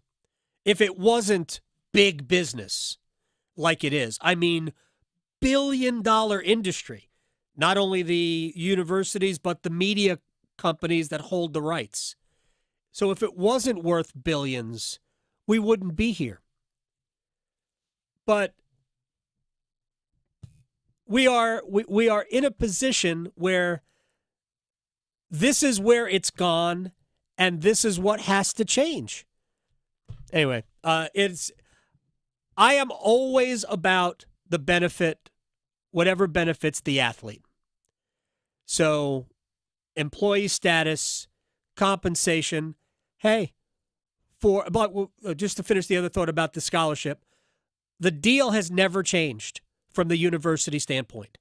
The universities provide the scholarship. They patted themselves on the back when they added the stipend, which was called full cost of attendance. And I actually was stunned at A, I didn't know, but B, the universities for decades got away with not providing the full cost of attendance to the university. Like, wait a second. Oh, so now you're patting yourself on the back because, yes, this is what it costs, so we're covering all the costs. Like, wait a second. So, again, I'm pro-athlete. I'm not anti-sports. I'm not anti-school. I'm just pro-athlete. Let's make sure that it is provided to them everything and all the opportunities that we would offer to any student. Allow, not offer to, but allow any student. And if a student brings value to the university, as many athletes do, they should be compensated for that value. All right. We're going to place bets. Serious part of the program is over. Yes. I carved that a little bit on Friday. I apologize. It's good fun times. Don't like to do that on Friday. It's okay. We're gonna stretch. We're gonna place bets. Hopefully good ones. Yes. And we will talk more Canes hockey next hour. But I also want to get to Toronto and Boston because I'm not surprised we're in Game 7, even though the Bruins had a 3-1 series lead. I'll tell you why. Yeah, I'll tell you why next. Raleigh to Boone, Charlotte to Chapel Hill. Your Carolina is covered. Adam Gold on the North Carolina Sports Network. NC Medicaid is for more people like me. Adults who don't have children. People who serve. People who do the heavy lifting. Childcare teachers. Full health care coverage at low or no cost. Doctor's visits, emergency rooms, and prescriptions. So if you applied before and didn't get it, apply again. NC Medicaid covers more people than ever before. NC Medicaid is for more people.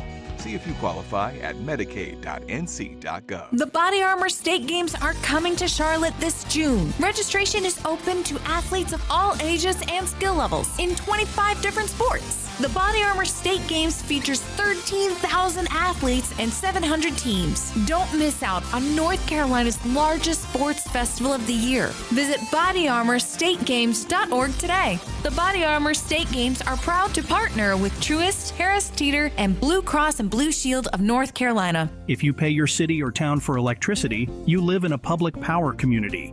Our public power providers in North Carolina keep the power on 99.9% of the time. That averages out to be less than 1 hour a year without power. Public power line workers who work day and night, rain or shine, are key to that unbeaten reliability. Better reliability, fewer outages, faster restoration. That's the value of public power.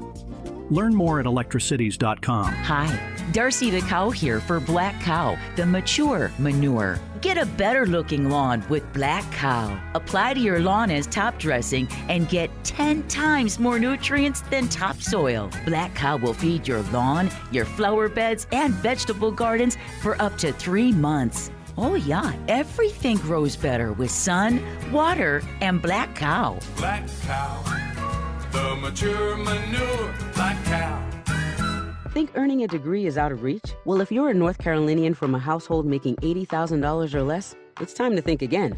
Because the new Next NC Scholarship could cover all of your tuition and fees at any of the 58 NC community colleges. Or at least half, if not all of your tuition and fees at one of the 16 public universities across the state. The best part? It doesn't have to be repaid. See if the Next NC Scholarship could be the opportunity for you and how simple it is to apply at nextncscholarship.org. Healthcare.gov is here for you when life happens. If you lost your health coverage because of turning 26, going off Medicaid, leaving your job, or moving, you could be eligible to enroll in new coverage now. And if you need to update your coverage because of marriage or having a baby, you could also be eligible. But don't wait. There's a limited time to enroll. Check your eligibility at healthcare.gov today. Life happens. Get covered. Paid for by the U.S. Department of Health and Human Services. It is playoff time in the NBA and the NHL. Baseball's in full swing, and FanDuel is your home to wager on any game you want. FanDuel is America's #1 sportsbook, and right now new customers can get $200 in bonus bets guaranteed when you make your first $5 wager. FanDuel.com, promo code AGS. FanDuel.com, promo code AGS. Anything you want to wager on, slap shots, home runs, slam dunks, all there. $200 in bonus bets, win or lose, when you make your first $5 wager. Visit FanDuel.com, promo code AGS to get started. I can't make it any easier. FanDuel.com, promo code AGS. FanDuel's America's #1 sportsbook. Must be 21 and older and present in North Carolina. First online real money wager only. $10 deposit required. Bonuses issued as non-withdrawable bonus bets that expire 7 days after receipt. Restrictions apply. See full terms at FanDuel.com/sportsbook. Gambling problem? Call 877-718-5543 or visit morethanagame.nc.gov. Jumpstart your retirement savings at WeSaySaveIt.org. Brought to you by AARP and the Ad Council. This is Adam Gold. He takes the hat. It was like somebody who works there, was wearing a baseball cap. Takes it off the kid's head and puts it on the hostess station. Just takes the hat off this guy and puts it down. Excuse you? Like, that's exactly what I went. Like, excuse me? Right. What are you doing? The Adam Gold Show.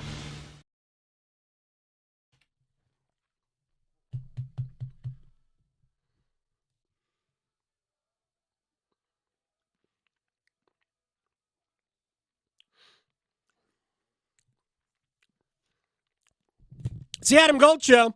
I am Adam Gold, Victoria producing the program. Just saw this from Awful Announcing. It's a, for those people who don't know, a website that covers TV sports on television, whatever. NFL Network is getting rid of their Total Access programming, and they are reducing original content because they're laying off a whole bunch of people, including Michael Irvin. Oh, really? Yes. All right. Michael Irvin was a great player. I've never gotten Michael Irvin on TV. Ever. At any point have I gotten Michael Irvin on television. It has nothing to do with any off-field behavior. No. Zero.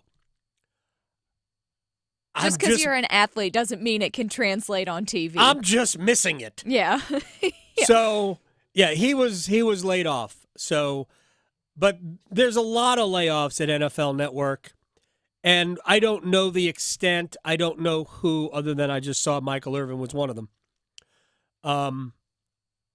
But the reasoning behind it is comical for a league that pulls in $20 billion annually in revenue. Prince money. Yes. The reasoning is just ludicrous. Yes. And all I could say is rich people want to be richer. They want to stay rich. That's yes, it. they want to get richer and they want to stay rich. Not stay rich. That's not an issue. Yeah. Be richer. Yeah. Right. Unbelievable. Yeah. Anyway, it's time to stretch. Wonder what that's like. Hey, but we can also wonder what this is like, because Taco Bell is coming out with nuggies. And Taco Bell. Taco nuggets? Yeah.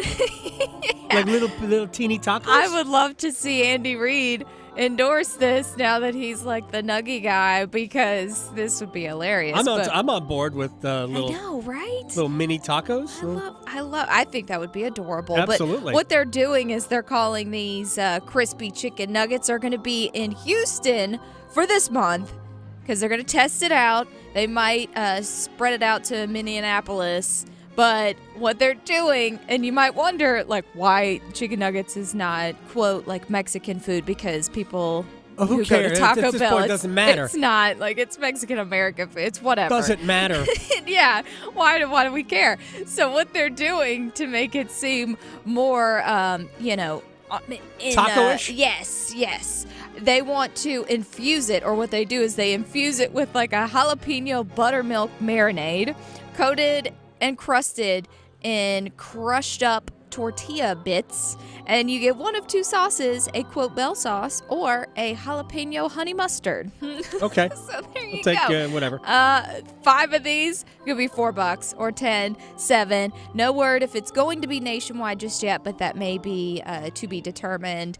And this, I don't know if you remember, I do not remember this, but back in 2017 they came out with something called Naked Chicken Chips.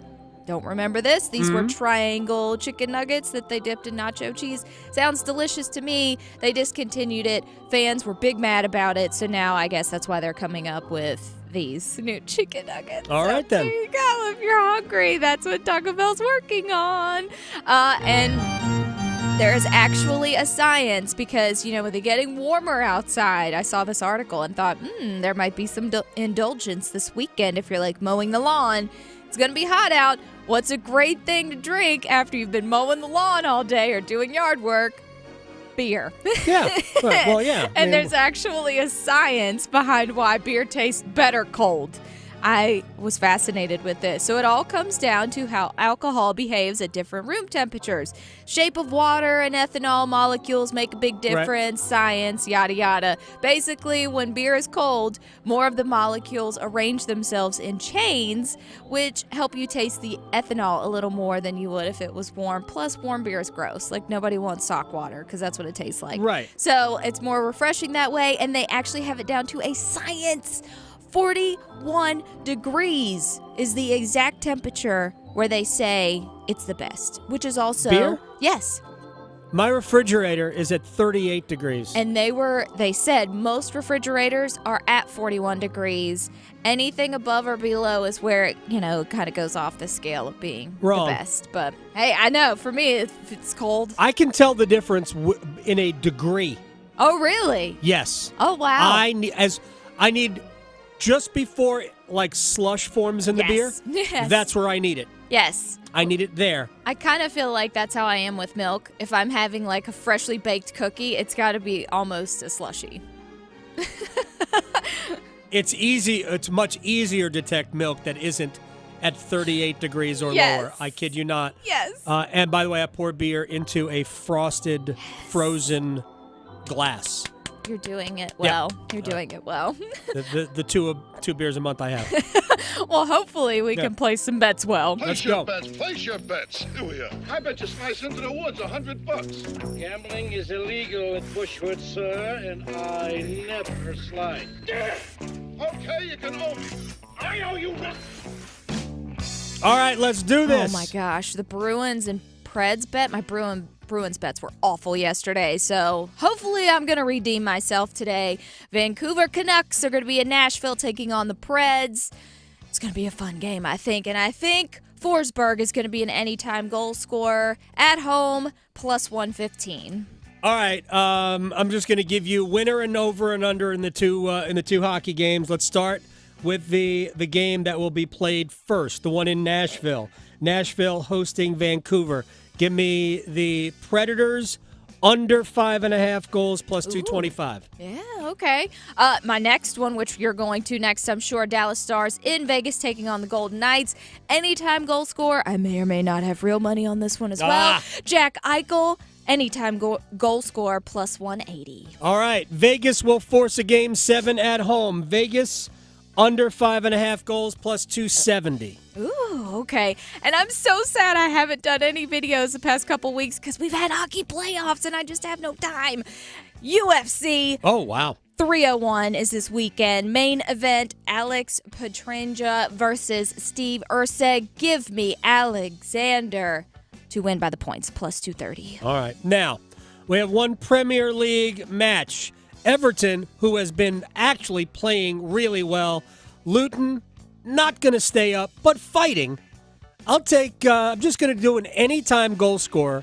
Dwight McNeil from Everton, plus 320 to score a goal. Dwight McNeil, anytime goal scorer.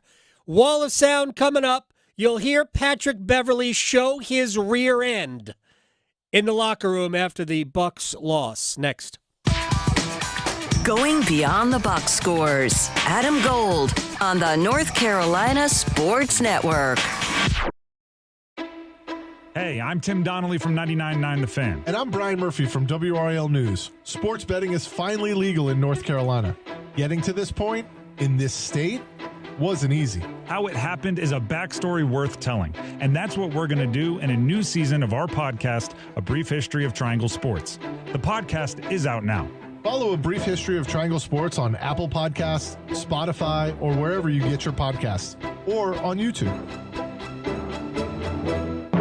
It's time to shop sparkling deals. It's Bailey's Fine Jewelry's multi-million-dollar inventory reduction sale. Going on now. Shop jewelry up to 60% off. Diamonds, watches, earrings, bracelets, necklaces, and rings are all on sale. The perfect time to shop for Mother's Day, anniversary, or engagement rings without breaking the bank. Shop the largest selection of luxury jewelry for less at Bailey's Big Sale. Learn more at BaileyBox.com. A torn ACL, stress fracture, aching back, a hip that's had it, life on hold, and all you want is to get it back. Enter Wake Orthopedics. Our fellowship-trained orthopedists do it all. General, sports, pediatric, joint replacement, fractures, spine, prevention, advanced diagnostics, progressive treatments, minimally invasive procedures, surgeries, and more. Visit wakemed.org/wakeortho and get back your life. Hey, John, why so glum? I just got let go. The company's downsizing. This is the third time in the last 2 years. I'm done with this. Have you thought about My Computer Career? I've heard they can train you for a career in IT in just a few months, including cybersecurity and the basics of AI. And you don't need prior training or experience. Now that's a recession-resistant career. Wow, thanks. I'll check them out. Go to mycomputercareer.edu and take the free career evaluation. mycomputercareer.edu. Financial aid is available for qualified students, including the GI Bill. It's Window Nation's semi-annual sale, and it's a big deal. Right now, get 50% off all windows, along with no interest for 5 years. Plus, bonus savings when you schedule a consult today. If your windows leak, get foggy or hot, or you're paying high utility bills, that's a big deal. With Window Nation's semi-annual sale, you can replace your windows and save a big deal, too. Schedule a no-obligation in-home estimate. Call 866-90-NATION or visit windownation.com. See if you're a winner every night. Watch live lottery drawings on WRAL-TV's 11 o'clock news. That's right, Carolina Pick 3, Carolina Pick 4, and Carolina Cash 5 numbers every night on WRAL-TV's 11 o'clock news. See if you're a winner before you go off to bed. Get your lottery numbers live every night. North Carolina Education Lottery. Only on WRAL-TV's 11 o'clock news. Attention soccer fans, North Carolina FC invites you to be part of the excitement. Join us in our electrifying games with top-tier players, thrilling goals, and unforgettable moments. Experience the thrill of this beautiful game with North Carolina FC. Get your tickets now, northcarolinafc.com. eBay Motors is here for the ride. Go ahead, feel your engine. Admire that perfectly installed exhaust. Your vehicle's moving along this freeway like it was made from fresh installs and a whole lot of love. With eBay Motors, you get over 122 million parts to keep it running. And with eBay Guaranteed Fit, they'll be the perfect fit every time. Plus, at these prices, well, we're burning rubber, not cash. Keep your ride or die alive at ebaymotors.com. Eligible items only. Exclusions apply. This hour of the Triangle Sports Leader is powered by Ritchie Law Firm Injury Lawyers. He scores! What a comeback! Visit GotBryan.com. That's GotBryan.com. WCMC HD1 Holly Springs. Take us with you on radio, web, app, Alexa, and YouTube. 99.9 The Fan, the Triangle Sports Leader. You're listening to The Adam Gold Show. And Stone with a slash skating Stevenson. He's in on a breakaway. Right pad save Ottinger as he was going one way and nearly did the splits to keep Dallas on top. Save of the game. No question about it. And now in comes Nicholas Waugh off right wing, drops it back right down the slot. Oh, Theodore's shot went over top of the net. I don't think Ottinger ever saw it. And the horn sounds as it goes off the glass. Game 5, for the first time in this series, belongs to the home team. The Stars win 3-2, and they lead this series by the same count. It's the Adam Gold Show. I am Adam Gold. Victoria is here. Ken Danico, Stanley Cup champion from his days with the New Jersey Devils, now with actually does commentary for the Devils, but also NHL Network. He will join us in 15 minutes. We'll talk Canes, Rangers. Also, kind of gets stuck into a Game 7 between Boston and Toronto. Quick thoughts on that. I know you watched the game, Victoria, before we get to the Wall of Sound. Yes. In a way, I'm not surprised because of this reason. Yes, Boston had Game 5 on their ice with a chance to close out the series. But having played Boston and Toronto recently, the Hurricanes. Yes. Something jumped out to me about the Bruins. They're not that good. Mm-hmm. I don't think Toronto is that good either. No. But Toronto has more good players. And they than know the how to Bruins use do. them. Because they didn't even have Austin Matthews the past 2 games. I'm not sure they know how to use them. Yeah. But without Austin Matthews, they completely changed the way they play. Mm-hmm. They became a forechecking team. Yeah. Over the last 2 games. Boston doesn't know what to do with this new team. The Bruins look completely clueless. Lost. They were nothing in the first period. They finally did kind of get to their game, but they weren't super dangerous at any point last night. They did have that one stretch in, I think it was the second period, where you went, oh, okay. Yeah. That'll work. Brad If you can almost, and that was that. Brad almost got a goal, but his stick didn't quite get the puck. No. At the very end. I think the Bruins are a 2-player team. That's it. Yeah.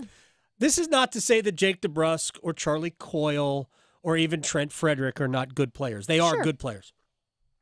Charlie McAvoy is great. Mm-hmm. The rest of the defense is good. They were missing Matt Grzelcyk last night, which doesn't help them. I mean, they've got good players. Hampus Lindholm is good. Brendan Carlo these are good players. But I was stunned at how many fourth liners for them are playing big minutes. Morgan Geekie, former Hurricane. Yes. Morgan Geekie is a nice fourth-line player. Mm-hmm. Why on earth is he playing on a top line? Pretending like a top line. With Brad Marchand. Why did he get 2 seconds more of time on ice than Brad Marchand? He played 2 seconds more than Marchand did. It's a bad move. It's not. It's like, how did we get here, Boston? Yeah. No. What happened to you? Look, I know that Patrice Bergeron and David Krejci retired. I know that. That's just 2 players. You have to move on, though. How did we get to this? Yeah. Honestly, Pavel Zacha is their best center, and he's a third-line center on a championship caliber team. It's amazing to me that Boston got to where they are with the team that they have, but it's really a testament to how good Brad Marchand is, how good David Pastrnak is, how good their goaltending is, how good Charlie McAvoy is, and how good a coach Jim Montgomery is. But at some point, the players decided Toronto has better players, and only their fragility, which is still there, is going to prevent them from beating the Boston Bruins. I don't know what's going to happen in Game 7. I will lean toward the team with the better players. Toronto's got better players. But man, those are 2 teams that they could not be tighter. Yeah. Right now. Could not. Swayman was the only reason he was great. That the Maple Leafs did not have like a 5-0 lead. He was great. And the goal was a fluke. It went off of Charlie McAvoy's pants. Yeah. I mean, it did. It does. It was a pants goal, whatever. It was crazy, too. After the first period, the shots on goal, like the Maple Leafs goalie didn't even have to do anything most of the game because there was like a handful maybe after the first period of shots on goal there. Meanwhile, they had like all of them on the Boston side. Yeah, Joseph Wall was bored. Yes. In the first period. He was knitting a sweater at one point. I mean, lovely. A lovely sweater. He was making syrup. I mean, it was weird. Yeah. As the Leafs do. Yeah. You know, Toronto. All right. That's fantastic. All right, let's do a quick wall of sound. The wall of sound is a function of this studio. There's no doubt about it. All right, Peyton Wilson, NC State guy, now at the Pittsburgh Steelers. This is very, very cool. Frankly, the Panthers, I think you blew it. Yes. He was there when you drafted your linebacker. Peyton Wilson on the draft process and what it was like. I mean, for me, it was definitely a process. You guys that definitely get to know me throughout it, but I'm not the flashiest guy in the world. Like, I just love ball, and that's kind of who I am. Like, I don't know, I just want to get to rookie minicamp and play ball. Like, I told everyone it was a childhood dream to go to the combine, to meet all these coaches.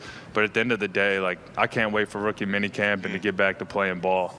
It was a childhood dream to go to the combine? Interesting. I'm sorry. That would be my follow-up. Really? You dreamt about going to the combine. To each their own. What about a player you're looking forward to playing with? I mean, the whole daggone defense. I mean, a bunch of superstars over there, really, with you, TJ Watt. I mean, everybody over there. I mean, Patrick Queen, who just got here.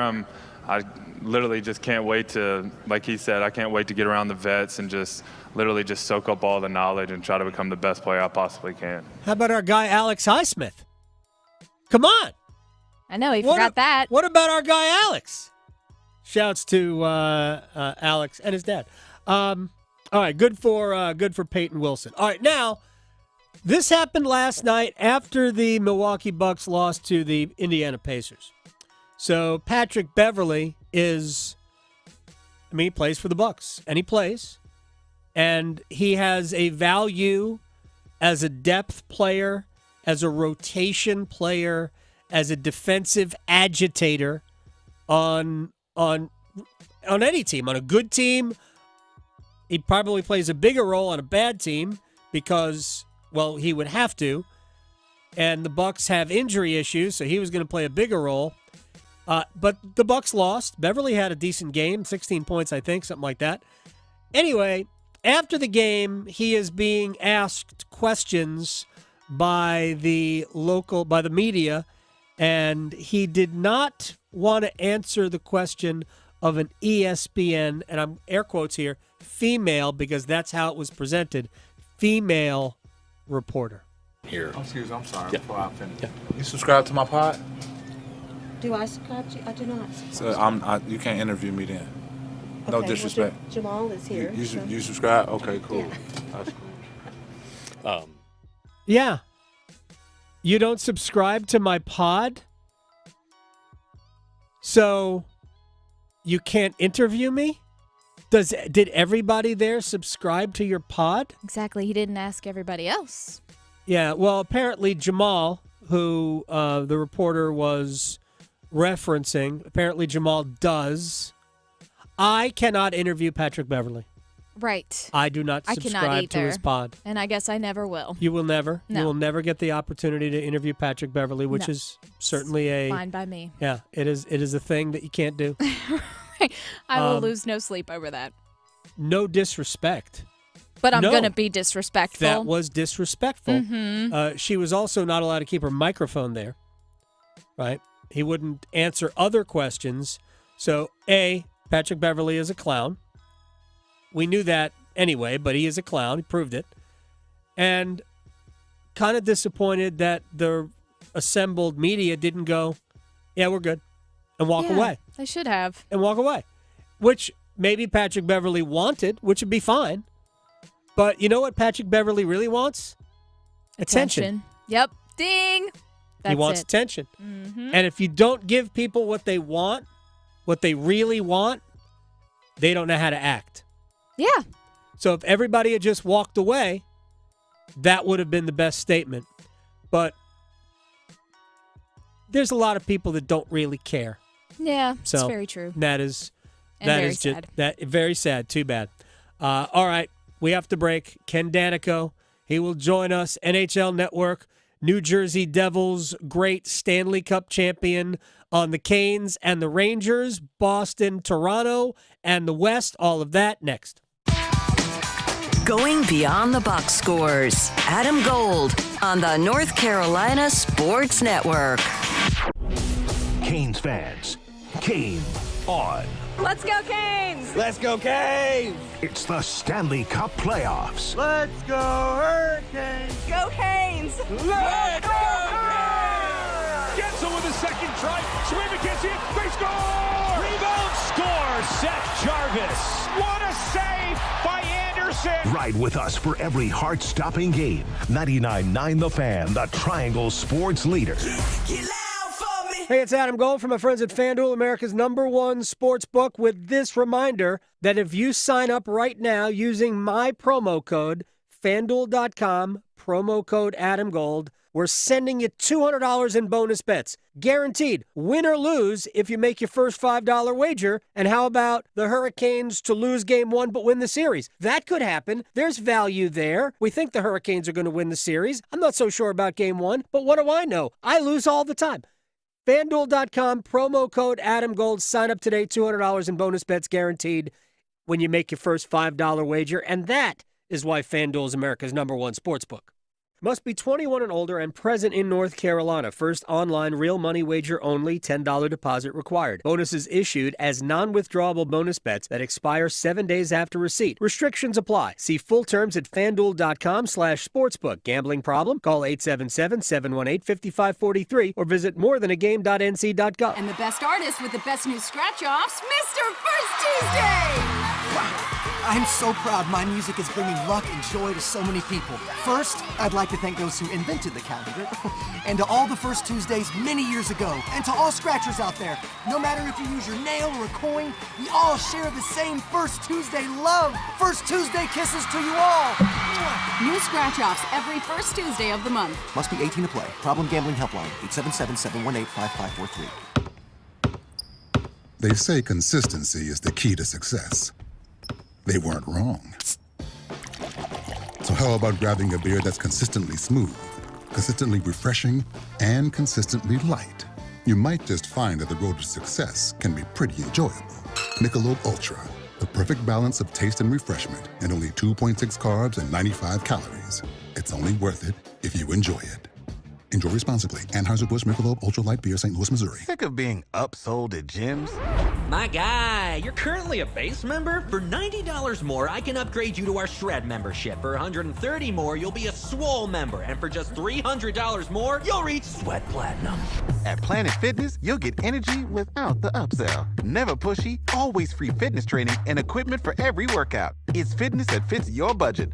Join Planet Fitness for just $1 down and $10 a month. Cancel anytime. Deal ends Friday, May 10th. See Home Club for details. Take a look at the newly opened Topgolf in Durham, the first ever Topgolf in Research Triangle. We're talking over 100 climate-controlled hitting bays spanning 3 levels. There's also a lot that's not golf. Interactive games, a chef-driven menu. Don't miss the fan-favorite injectable donut holes, handcrafted cocktails, plenty of TVs for playoff watching and more, and music. Really something for everyone. Check out half-off gameplay every Tuesday. Be one of the first to check out the first Triangle Topgolf, 4901 Topgolf Way in Durham. eBay Motors is here for the ride. 120,000 miles of night drives, daily commutes, and who knows how many. Are we there yet? Through countless fixes, elbow grease, and a new radiator, you kept your ride alive. With eBay Motors, you have over 122 million parts to keep it running. And with eBay Guaranteed Fit, they'll be the perfect fit every time. Plus, at these prices, well, we're burning rubber, not cash. Keep your ride or die alive at ebaymotors.com. Eligible items only. Exclusions apply. This is Adam Gold. North Carolinians wagered $659,308,541 on sports. It's a little bit. Treat it as entertainment only. Just look at it as fun. The Adam Gold Show.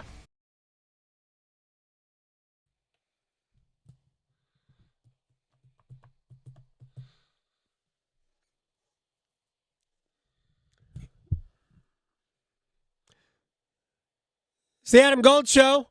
I am Adam Gold. Victoria producing the program. Game 1 of the Hurricanes-Rangers series will be on Sunday. We still don't know a time. We will not know a time likely until after tonight. It will depend on, I think, how many Game 7s we have. If we have 0, I could guess at 7 on Sunday.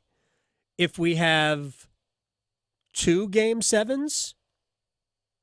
Might be 3 o'clock. I don't know. Yeah. I really don't know. We do know that Boston-Toronto Game 7 will be Saturday night at 8, and Canes-Rangers will be Sunday at some point.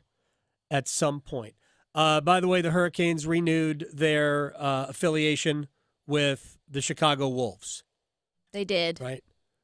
Ken Danico is going to join us in a little bit, right? He's not. He has not connected with us just yet. Not yet. Right. That's fine. So that's unfortunate for us because we'd love to talk to Ken Danico, but Well, and I played that song specifically for him. oh, sympathy For the for the Devil, devil. Yes, yeah. it's a phenomenal, Yeah. phenomenal Rolling Stone song. Here's the thing, real quick about the Canes and the Wolves, which are a thing again, which is great. Hurricanes needed a AHL affiliate, and the Wolves they realized that going independent wasn't going to work for them because it's too hard to get really good players and pay for them yourselves.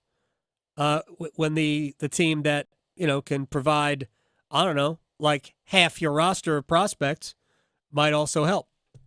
I don't know why the relationship broke down in the first place, but we are back at it, and that's good for everybody. All right, let's get to Ken Danico, a Stanley Cup champ. NHL Network also does work for the New Jersey Devils, and he joins us on the Adam Gold Show to talk playoffs. Appreciate your time, Mr. Danico. How are you?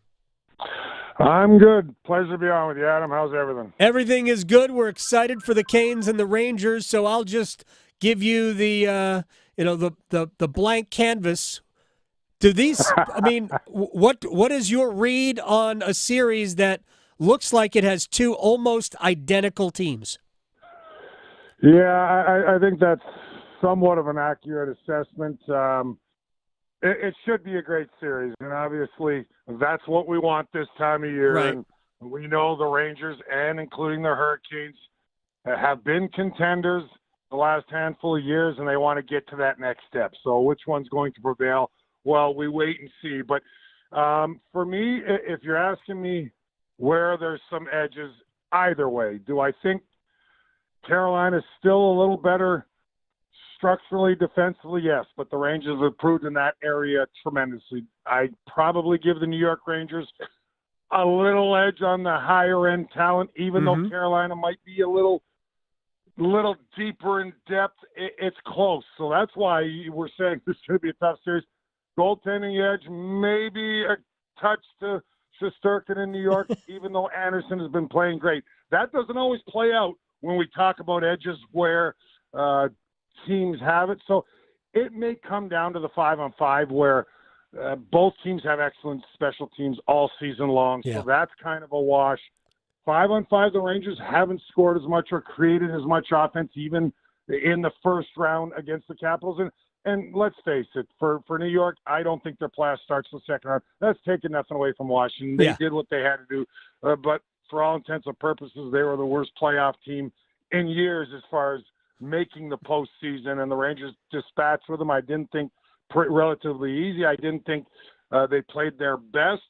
Carolina, on the other hand, they played the Islanders, probably the second team that wasn't quite as good throughout the National Hockey League in the playoffs, even though they can give teams fits in the playoffs, and Carolina took care of business, did what they had to do. So I would say overall in this series, assessing a lot of washes, a lot of close edges here or there, it's going to come down to that 5-on-5 play. And where I think Carolina possibly could prevail is because the couple pieces that they added. Kuznetsov had been that playoff guy that he was in 2019. Doesn't have to be the star. Just chip in, and Gensel, of course, has always been a money player in my estimation. They've got a good chance. For me, obviously, the Rangers have been an arch rival for years, and I always want to see the Canes have some success against them. So I'm going to pick them in 7. How about that? Carolina on the road in Game 7, which would be turnabout is fair play from 2 years ago when the Rangers won Game 7 down here. See, I agree with you. I think this is going to be a long series. There is very little to separate special teams. I mean, we're talking about two of the best penalty kills in the sport, two of the best power plays in the sport. I mean, top to bottom, the rosters look very, very similar in terms of great players. I agree with you. I think the Panarins of the world, maybe even the Zibanejad, who didn't have quite the year he had a year ago, same with Kreider, those guys might be a slightly higher end, but Carolina's got so much scoring depth that if they can, especially if they can unlock their top line, I think Carolina might have an edge there. You know, and you make a good point, Adam. I mean, look, I talk about that's if those top players play to that level. Right. And if Carolina is good as defensively and relentless on the forecheck and spend a lot of time in the offensive zone as any team in the National Hockey League when they're on their game, well, you can shut those types of guys down. Panarin has not shown over the last couple of seasons, the playoffs, where he hasn't quite been himself after having a Hart Trophy type season this year and last year and a handful of years of just being an offensive wizard. Has something to prove, but if Carolina plays to their game, and we'll see what gives here and plays to that stifling type defense and relentless forecheck. What I mean by that is they just don't give you a chance to get up ice quick and in transition. And then there are guys, let's not forget Aho. I mean, he's quietly an underappreciated, underrated star in this league, and those guys, your big guns have to go. I think a big factor in this series for me, who has to really be a difference maker for Carolina, is Svechnikov. Yep. Because the Rangers play a little more gritty than they used to. Svechnikov's that big, burly type, high-end, skilled power forward that can be a huge difference when the ice shrinks, and we know how difficult it is to create offense come playoff time because everybody's, plays the game tighter. Everybody blocks that extra shot, makes that extra hit, whatever it takes. Svechnikov, to me, has to be a monster here against the Rangers, or at least be a catalyst in a couple of wins. Yeah, he was, even though he had just the one goal, I thought he was Carolina's best forward in the 5-game series win over the Islanders, and I think Seth Jarvis was probably their second best forward. I'm sure you've paid attention to what Seth has done this year, but his strides in all situations, he plays everything, power play, penalty kill, 5-on-5, played top line, now playing with Jordan Staal and Teuvo Teravainen. He's just been tremendous.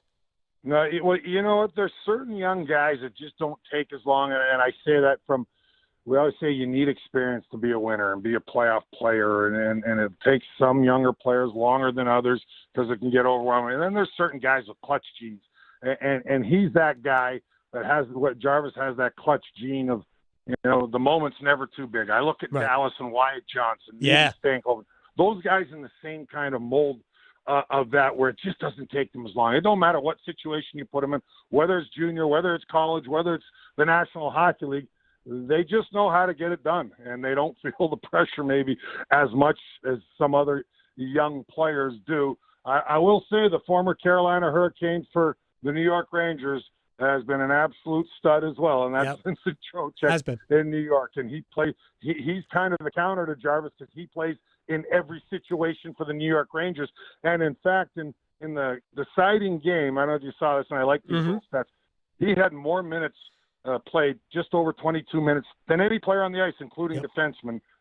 So that in itself tells you what they think of Trocheck and the type of impact he has had for the New York Rangers. It's a guy that's they're going to have to watch as well. He has been really good for them. And those kind of hard-nosed grit guys, kind of like a Jarvis, but with skill and can put the puck in the net. Yeah, Vinny Trocheck is a dynamite player. We saw him here for 2+ years.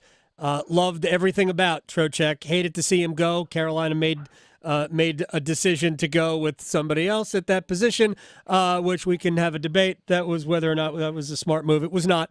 It's not really a debate. But anyway, they made that decision. Ken Danico is joining us, a 3-time Stanley Cup champ. Let me ask you real quick about Toronto and Boston.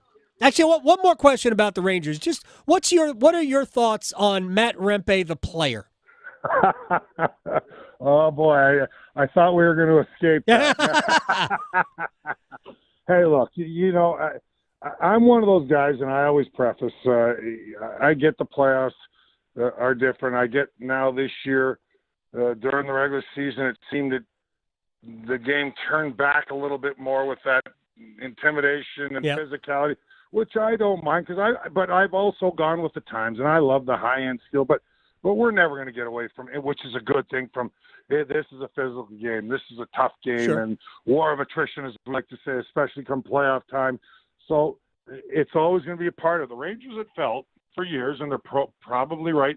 They got pushed around too much over the years, including the playoffs, just with their size. So they've got a kid in Matt Rempe, an experiment. Yeah, has he crossed the line a handful of times? And boy, against my Devils, and did I want to jump on the ice myself at 59 years old and try to do something about it? Absolutely. That's just in my DNA and stuff. Having said that, I do think he's got really good potential. He keeps the other team honest, meaning, yes, as he crossed the line with some of those hits, and he's going to have to learn. I don't like the antics. I for a young player, and I think he'll learn along the way. When I say antics, the glove and the yapping and the, blowing kisses, whatever. I mean, that's where I do come from, the old generation, where that would be wiped off his face in about 8 seconds when every team had 5 guys in their bench that could handle that. You know what I mean? But he is a tough kid. He skates well enough. He's learning the game. So it'll be very interesting what kind of impact he has in the series. And if he even plays every game against Carolina, that's also no. But they feel, and I will agree, he gives them a little edge, has the other team guessing a little bit when he's on the ice. And you want to throw the opposition off, whatever it may be. If they're thinking of something else for a split second, that's all part of the intangibles we talk about in playoff series or even game-to-game kind of thing. So in a roundabout way, I hope I answered the question. I do think the kid's got potential, like I said. I don't like some of the antics along the way, and a lot of young, tough players have learned, and that's where I like the old school guys. I do my thing. I take care of business, but I go about it with a little honor. I want a little more of that. Right. But that's neither here nor there. That's just my opinion. I just like if he at this point, if he was a good player, he'd play more than 5.5 minutes.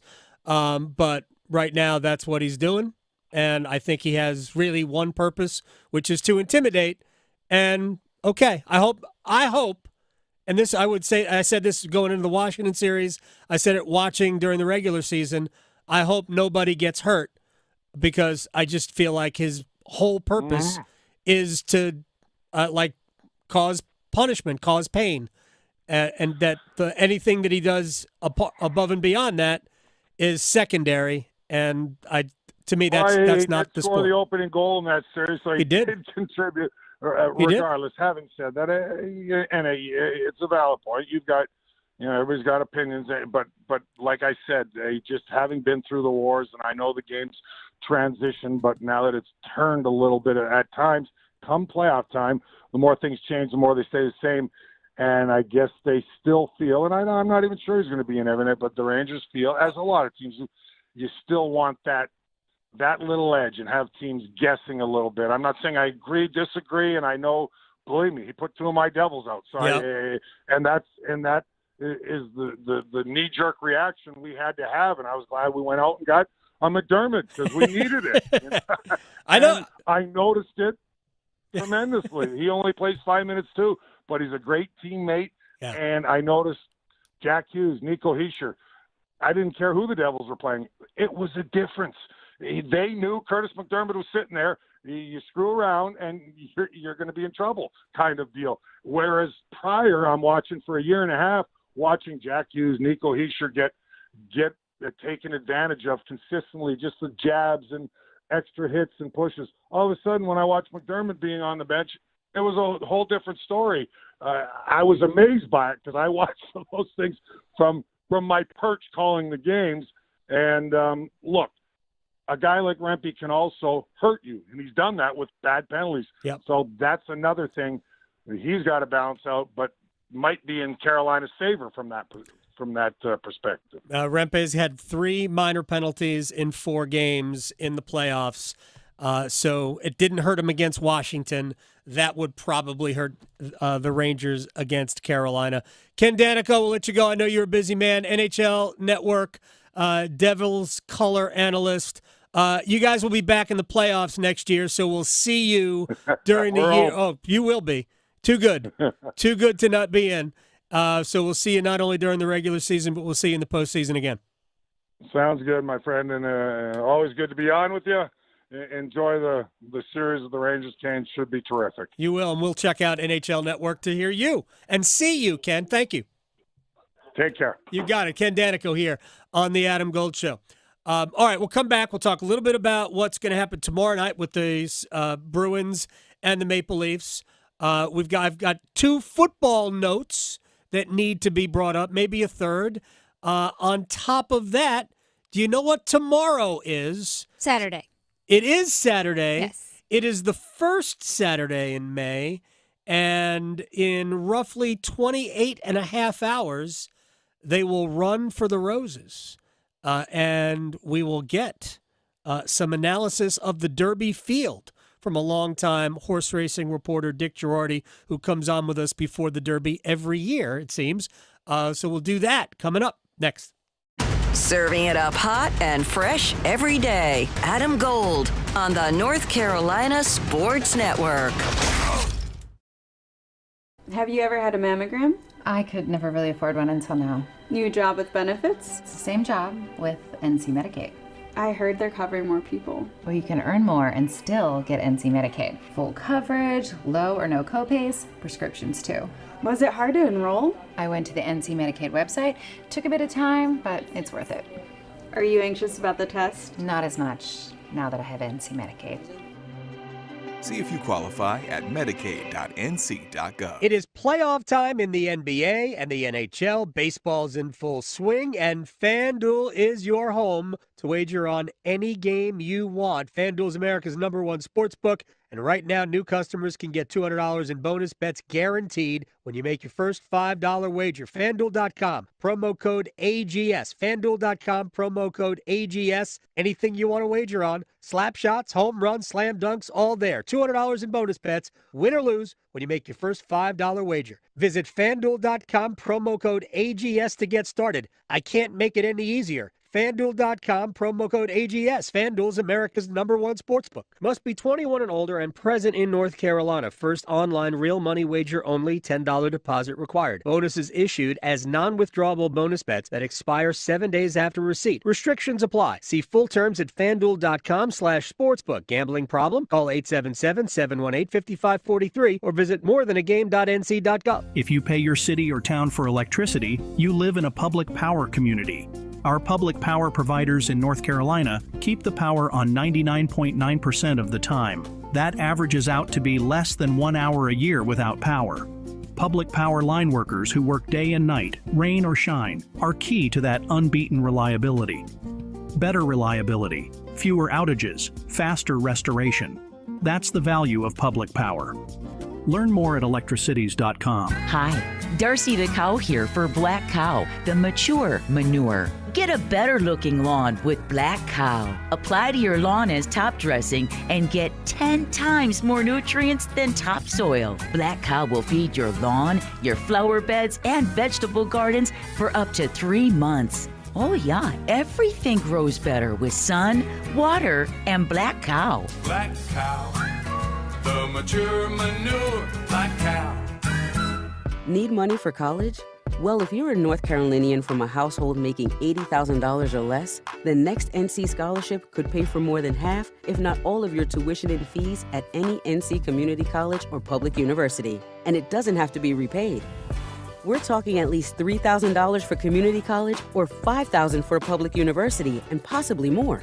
Get all the details about the new Next NC Scholarship and see how simple it is to apply at nextncscholarship.org. Healthcare.gov is here for you when life happens. If you lost your health coverage because of turning 26, going off Medicaid, leaving your job, or moving, you could be eligible to enroll in new coverage now. And if you need to update your coverage because of marriage or having a baby, you could also be eligible. But don't wait. There's a limited time to enroll. Check your eligibility at healthcare.gov today. Life happens. Get covered. Paid for by the U.S. Department of Health and Human Services. ACT Construction Equipment is proud to be your certified local Takeuchi dealer in Charlotte, Winston-Salem, Asheville, Wilmington, and Myrtle Beach. Takeuchi has long been a world leader in the compact construction industry. Let ACT Construction Equipment help you find the right machine for the job. Our full line of excavators, track loaders, and attachments are designed for low maintenance and high productivity. Stop in today for a demo or visit us online at actce.com. ACT Construction Equipment, your authorized Takeuchi dealer. This is Adam Gold. Please let the coach and GM pick this year. Right. And they put this on the sign outside of the restaurant, and I guess David Tepper actually went inside this restaurant. Do you know that there is security video of that visit? Wow. The Adam Gold Show.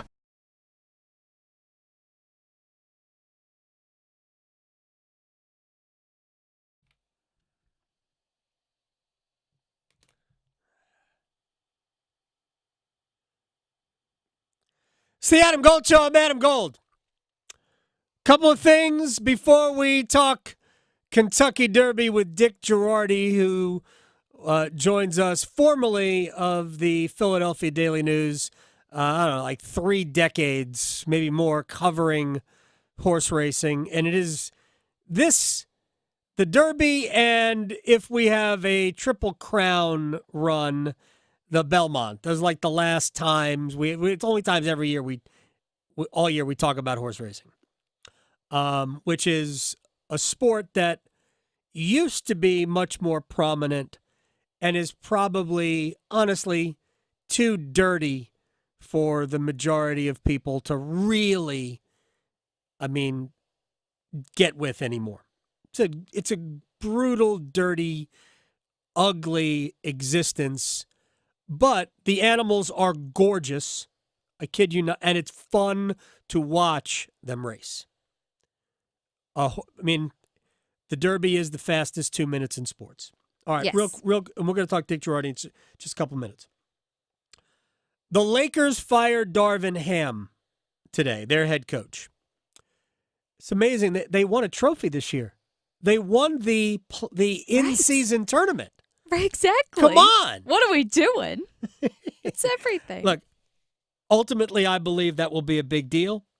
I think it was a big deal to the Lakers at the time. LeBron James wanted to win the first one. He did. They cared about it, and they won. Did other teams not care about it? Don't know. Lakers won it.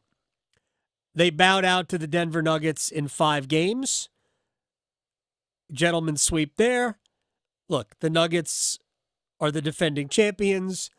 They're still probably the best team, even though the Celtics had the best record and the Nuggets didn't even have the best record in their own conference. Nuggets probably still the team to beat.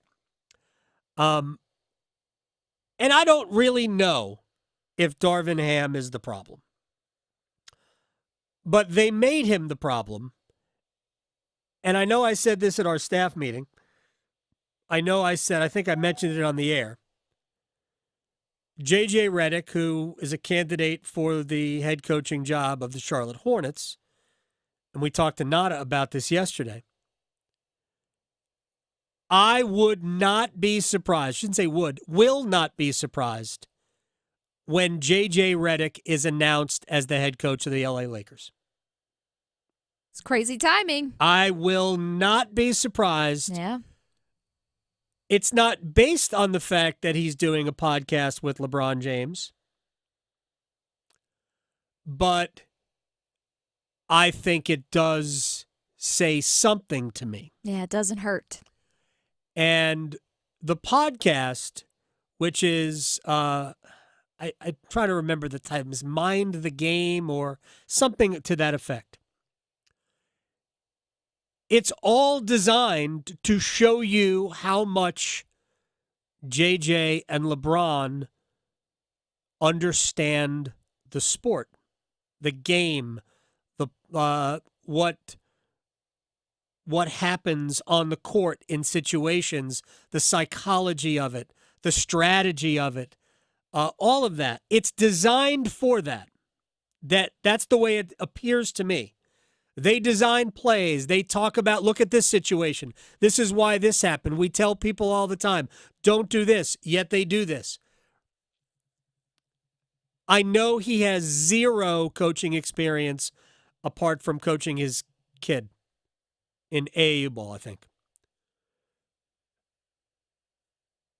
I'm not saying that's insignificant, but I do believe it's less significant than probably a lot of you. Steve Kerr, I think, was an assistant for a hot minute before being the head coach of the Golden State Warriors. Primarily his experience was as a general manager and as a game analyst. And then, boom, he became the head coach of the Warriors. They won 3 titles. Yeah, 3 titles, 4 titles. 3 and 4 years, and then, of course, a couple of years ago, they won again. Yes, he had generational players in Steph Curry, the best of Klay Thompson, at least an effective player, Draymond Green, who was a little off the reservation, Kevin Durant for 2 years as well. So they had great players. But I would argue that the Lakers do too. So LeBron James, for all of his age and a diminished skill set, he's still a top 15 player in the league. So I won't be surprised when J.J. Redick is the head coach of the Lakers. Just like I won't be surprised when the horse that I think is going to win the Kentucky Derby doesn't. Even though I'm not a fan of a mint julep, the fastest 2 minutes in sports, even though it's a little bit more than 2 minutes, is coming up on Saturday. That would also be tomorrow. It is the Kentucky Derby, and award-winning national horse racing reporter and columnist for the Philadelphia Daily News for, well, a while. Dick Girardi joins us. It seems like we do this every year, and actually we do. How are you, sir? You got to be excited. Are you a mint julep guy, by the way? The world's worst drink. I had a sip one time, my first Derby. I'll never take. I don't even want to look at it. It is awful. Like I've had a black-eyed Susan. I spent some of my formative years in Baltimore. I actually liked the black-eyed Susan. Yeah, that's the right place. That's my hometown, man. Crab cakes, crabs, and black-eyed Susans. You can't go wrong. There's something about being in the infield at Pimlico, which is oh my gosh, which is not only just incredibly fun, but also very unsanitary. But we don't have to get that. Nah, let's not go there. We don't have to talk about that. All right, 21 horses. Now we lost Encino, but we replaced it. So this is a pretty big. I guess this is is this standard now for the Kentucky Derby? It is standard. It's unfortunate, but yeah, every year now we have 20. 20 enter. They don't always run. Right. There could be scratches and stuff like that. But yeah, it's an annual event. Everybody wants to run this race, so yeah, it's a giant. As Tom Durkin, the former Derby announcer, says, it's the cavalry charge, and that's what it is. It is. They run through the stretch the first time. There are tons of horses. I haven't. My sense is we don't have the proposed super horse entering the Derby this year that we have had in years past. Is that accurate? I think that's fair in this way. There's one horse that stands out at Fierceness who's going to be the favorite. He's run some amazing races. What he hasn't done is run that race every time. He's actually been beaten pretty badly twice. Right. So it's not like a horse like Justify, who came in undefeated, or Smarty Jones 20 years ago came in undefeated. So we don't have that. But this is a very, very talented horse, and if he runs back to his good races, he's going to win. That's not the issue. The question is he going to be able to run back to the races he ran in Florida most recently, or in California last November when he won the Breeders' Cup? So this is like, the potential of this horse is the best of any other horse, but he could also, strike out with runners on second and third and one out. No, that's exactly right. He's not one that you'd have incredible confidence in, but I would say this. Here's kind of maybe a way to look at it, especially if you're gambling. And I'm brought to you, as you know, by BetOnline. Oh, yes, of course. .ag, and latest props and odds on the Derby there. And one of the props I really like here, and everybody understands prop bets now, it's the over under on the margin of victory. And right now it's a length and a half. Basically, they're saying, do you think the winner, whoever it is, could be any of the 20 horses, going to win by more than a length and a half? Well, when Fierceness wins, he wins huge. His average margin of victory in 3 wins is 10 lengths. Oh. So I am highly recommending the over a length and a half in that over-under bet at Bet Online. And what's cool about it, if for some reason Fierceness doesn't win, you get the other 19 horses too. Any of them wins by a length and a half, you still win the bet. So I'm going with the over-under and a prop bet. I like that. How do you like winning time of 2:02 even? Yeah, I'd say that's a little more problematic. If this race was run yesterday, I would say under for sure, because the times have been really fast at Churchill Downs. But the problem is it's raining today, and we don't know exactly what this surface is going to be like tomorrow. So maybe hold off on that bet. And again, it's a straight over under 2:02 for the mile and a quarter. Hold off. Watch the early races tomorrow, and the first post is at 10:30. The Derby's not till 7. Yes. And see how fast or slow the track is. Then you can make a decision on whether you want to go over or under at Bet Online. Dick Girardi is joining us, longtime horse racing reporter for the Philadelphia Daily News, is with us here on the Adam Gold Show. Here's the thing: I think coverage began on NBC or Peacock like 2 hours ago. For the entire Derby, the post time seems to be getting later and later and later. It's nearly 7:00 Eastern time tomorrow afternoon.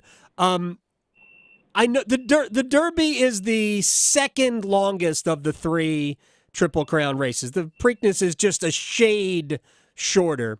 First of all, the 17th post for Fierceness, is that a problem? Because I do think that my favorite horse of the favorites has, he has the number 2. Sierra Leone has the number 2 position. And I don't know if he's going to get a clean trip, which would make it a little bit more difficult, or maybe it doesn't, since he is just a closer. Yeah, I think it's less of an issue for him because he is a closer being on the inside. His issue, as you just talked about, is he going to be able to get a clean trip because he's going to probably have to pass 16, 17 horses, right? Because he doesn't have any early speed at all. Right. As far as Fierceness, I actually like the outside post because he has a lot of early speed, and I think that potentially takes him away from a lot of the traffic. He's the kind of horse his bad races have been when he didn't break well. Right. If he doesn't break well and he's got like the 4 post, well, he's going to get buried.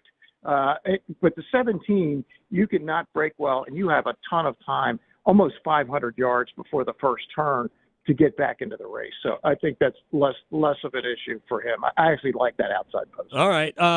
Let me just run down. Who do you like of the middle horses? We're talking with Dick Girardi, thanks to our friends at Bet Online AG. I like Resilience. He has raced really well recently. Yeah, he won the Wood Memorial. They put blinkers on him. He's trained by one of the best to ever do it in Bill Mott. So yeah. You're definitely in the right place with that horse. Of the long shots, I like the 7, Honor Marie. It was 20-1. It ran second in the Louisiana Derby. It's interesting. The horse that won the Louisiana Derby, Catching Freedom, who was the 4, he's listed at about 8-1. Where Honor Marie was only beaten by a length, he's listed at 20. And the difference is the trainer of Catching Freedom is Brad Cox. Everybody knows who he is. He's heading for the Hall of Fame. Where Honor Marie's trainers are pretty much of an unknown. So that's why you're getting such a much better price on a horse they're really not that much different on paper. Dick Girardi is joining us here on the Adam Gold Show. Who else do you like in this race? My wife we own horses. She owns off-the-track thoroughbreds, so she knows about – I don't. She does. She knows about, bloodlines and breeding and all of that, and she has no concept of horse racing, but she looks at pictures of horses and decides who she likes. I'm going to give you her pick in a minute. It's hysterical. It actually worked for us one year in Vegas. There you go. Just off the post parade. It was nuts. Who else do you like in this race? Yeah, I'll give you a couple long shots. I'll give you the 3 Mystic Dan. If he can run back to his race 2 races ago in the Southwest, where he got a buyer figure of 101, that's going to give him a chance. It's just a question of whether that was just because of a muddy track or he's just gotten better. And I don't necessarily like this horse, but I do like his price. The 15 Domestic Product. He's 30-1, and he's trained by Chad Brown. who also has Sierra Leone as the second choice Mm-hmm. at 2. And he's ridden by Irad Ortiz. Ortiz and Brand are the most deadly combination in the sport, and you never, ever get those guys at 30-1, so that might be something of interest. Ortiz has not won the Derby yet. He's won everything else.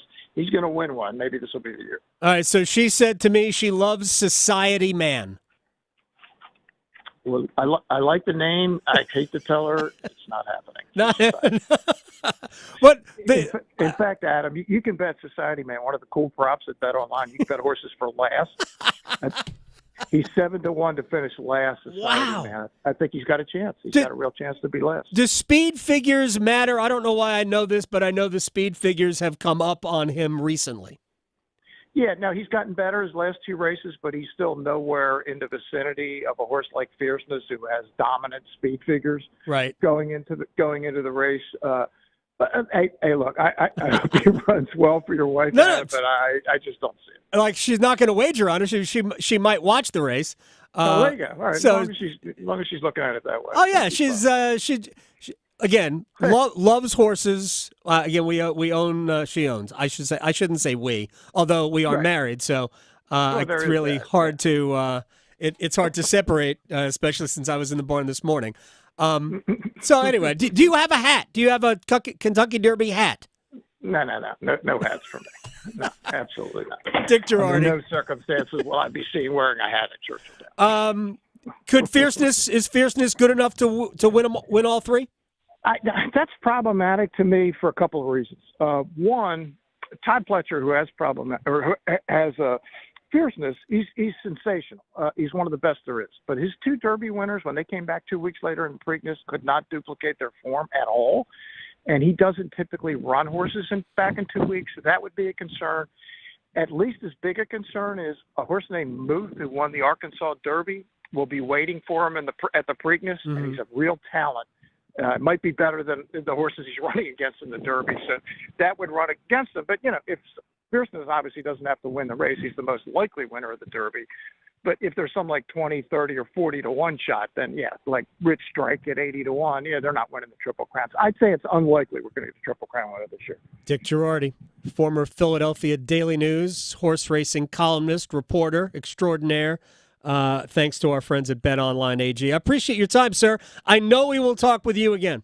Sounds good, Adam. Always great talking to you. All right, I'm excited for the Derby. It's always fun to watch. I am more excited for the Hurricanes and the Rangers series, which will begin. Now we know Sunday, 4:00. So regardless of the Game 7 situation in the West, and we may have 2, we could have Nashville and Vancouver, we could have Dallas and Vegas, and I actually think we will have both Game 7s. So the Hurricanes and Rangers Game 1 would lead the day off on Sunday, 4:00. That would be Game 1. My guess is that we would have Dallas hosting Vegas around 7:30, 8 o'clock, and then Vancouver as the nightcap. Vancouver-Nashville as the nightcap. Yeah, they're always late. All right, so prediction on the series. You want to give a prediction, or do you not want to? On ours, the Canes versus Rangers, you mean? Yes. That series? Ooh. I definitely see it going to at least 6 games. But I got to go with Canes. I'm not Canes going in to go 6? against, yeah. All right, official show prediction. Canes in 3. I like it. Canes in 3. I prefer that. Yeah. Maybe less. Right? Maybe 2.5. Maybe 2. Honestly, it's going to be a long series. There is no difference statistically between the 2 teams, except Carolina is, at least on paper, the better team at 5-on-5. I mean, if they can make that the advantage, then the Canes are going to win the series. Be good enough in goal. You don't have to outplay Igor Shesterkin, but you just got to about match him, and don't lose the special teams battle. And the Hurricanes will have another series or more to play. I can't wait. This is the one we all should have wanted, and we're going to get it. Canes will win the series. Yes. Victoria, thank you. Have a great weekend, everybody. See ya. 4:00 Sunday. Raleigh to Boone, Charlotte to Chapel Hill. Your Carolina is covered. Adam Gold on the North Carolina Sports Network. It's time to shop sparkling deals. It's Bailey's Fine Jewelry's multi-million-dollar inventory reduction sale. Going on now. Shop jewelry up to 60% off. Diamonds, watches, earrings, bracelets, necklaces, and rings are all on sale. The perfect time to shop for Mother's Day, anniversary, or engagement rings without breaking the bank. Shop the largest selection of luxury jewelry for less at Bailey's Big Sale. Learn more at BaileyBox.com.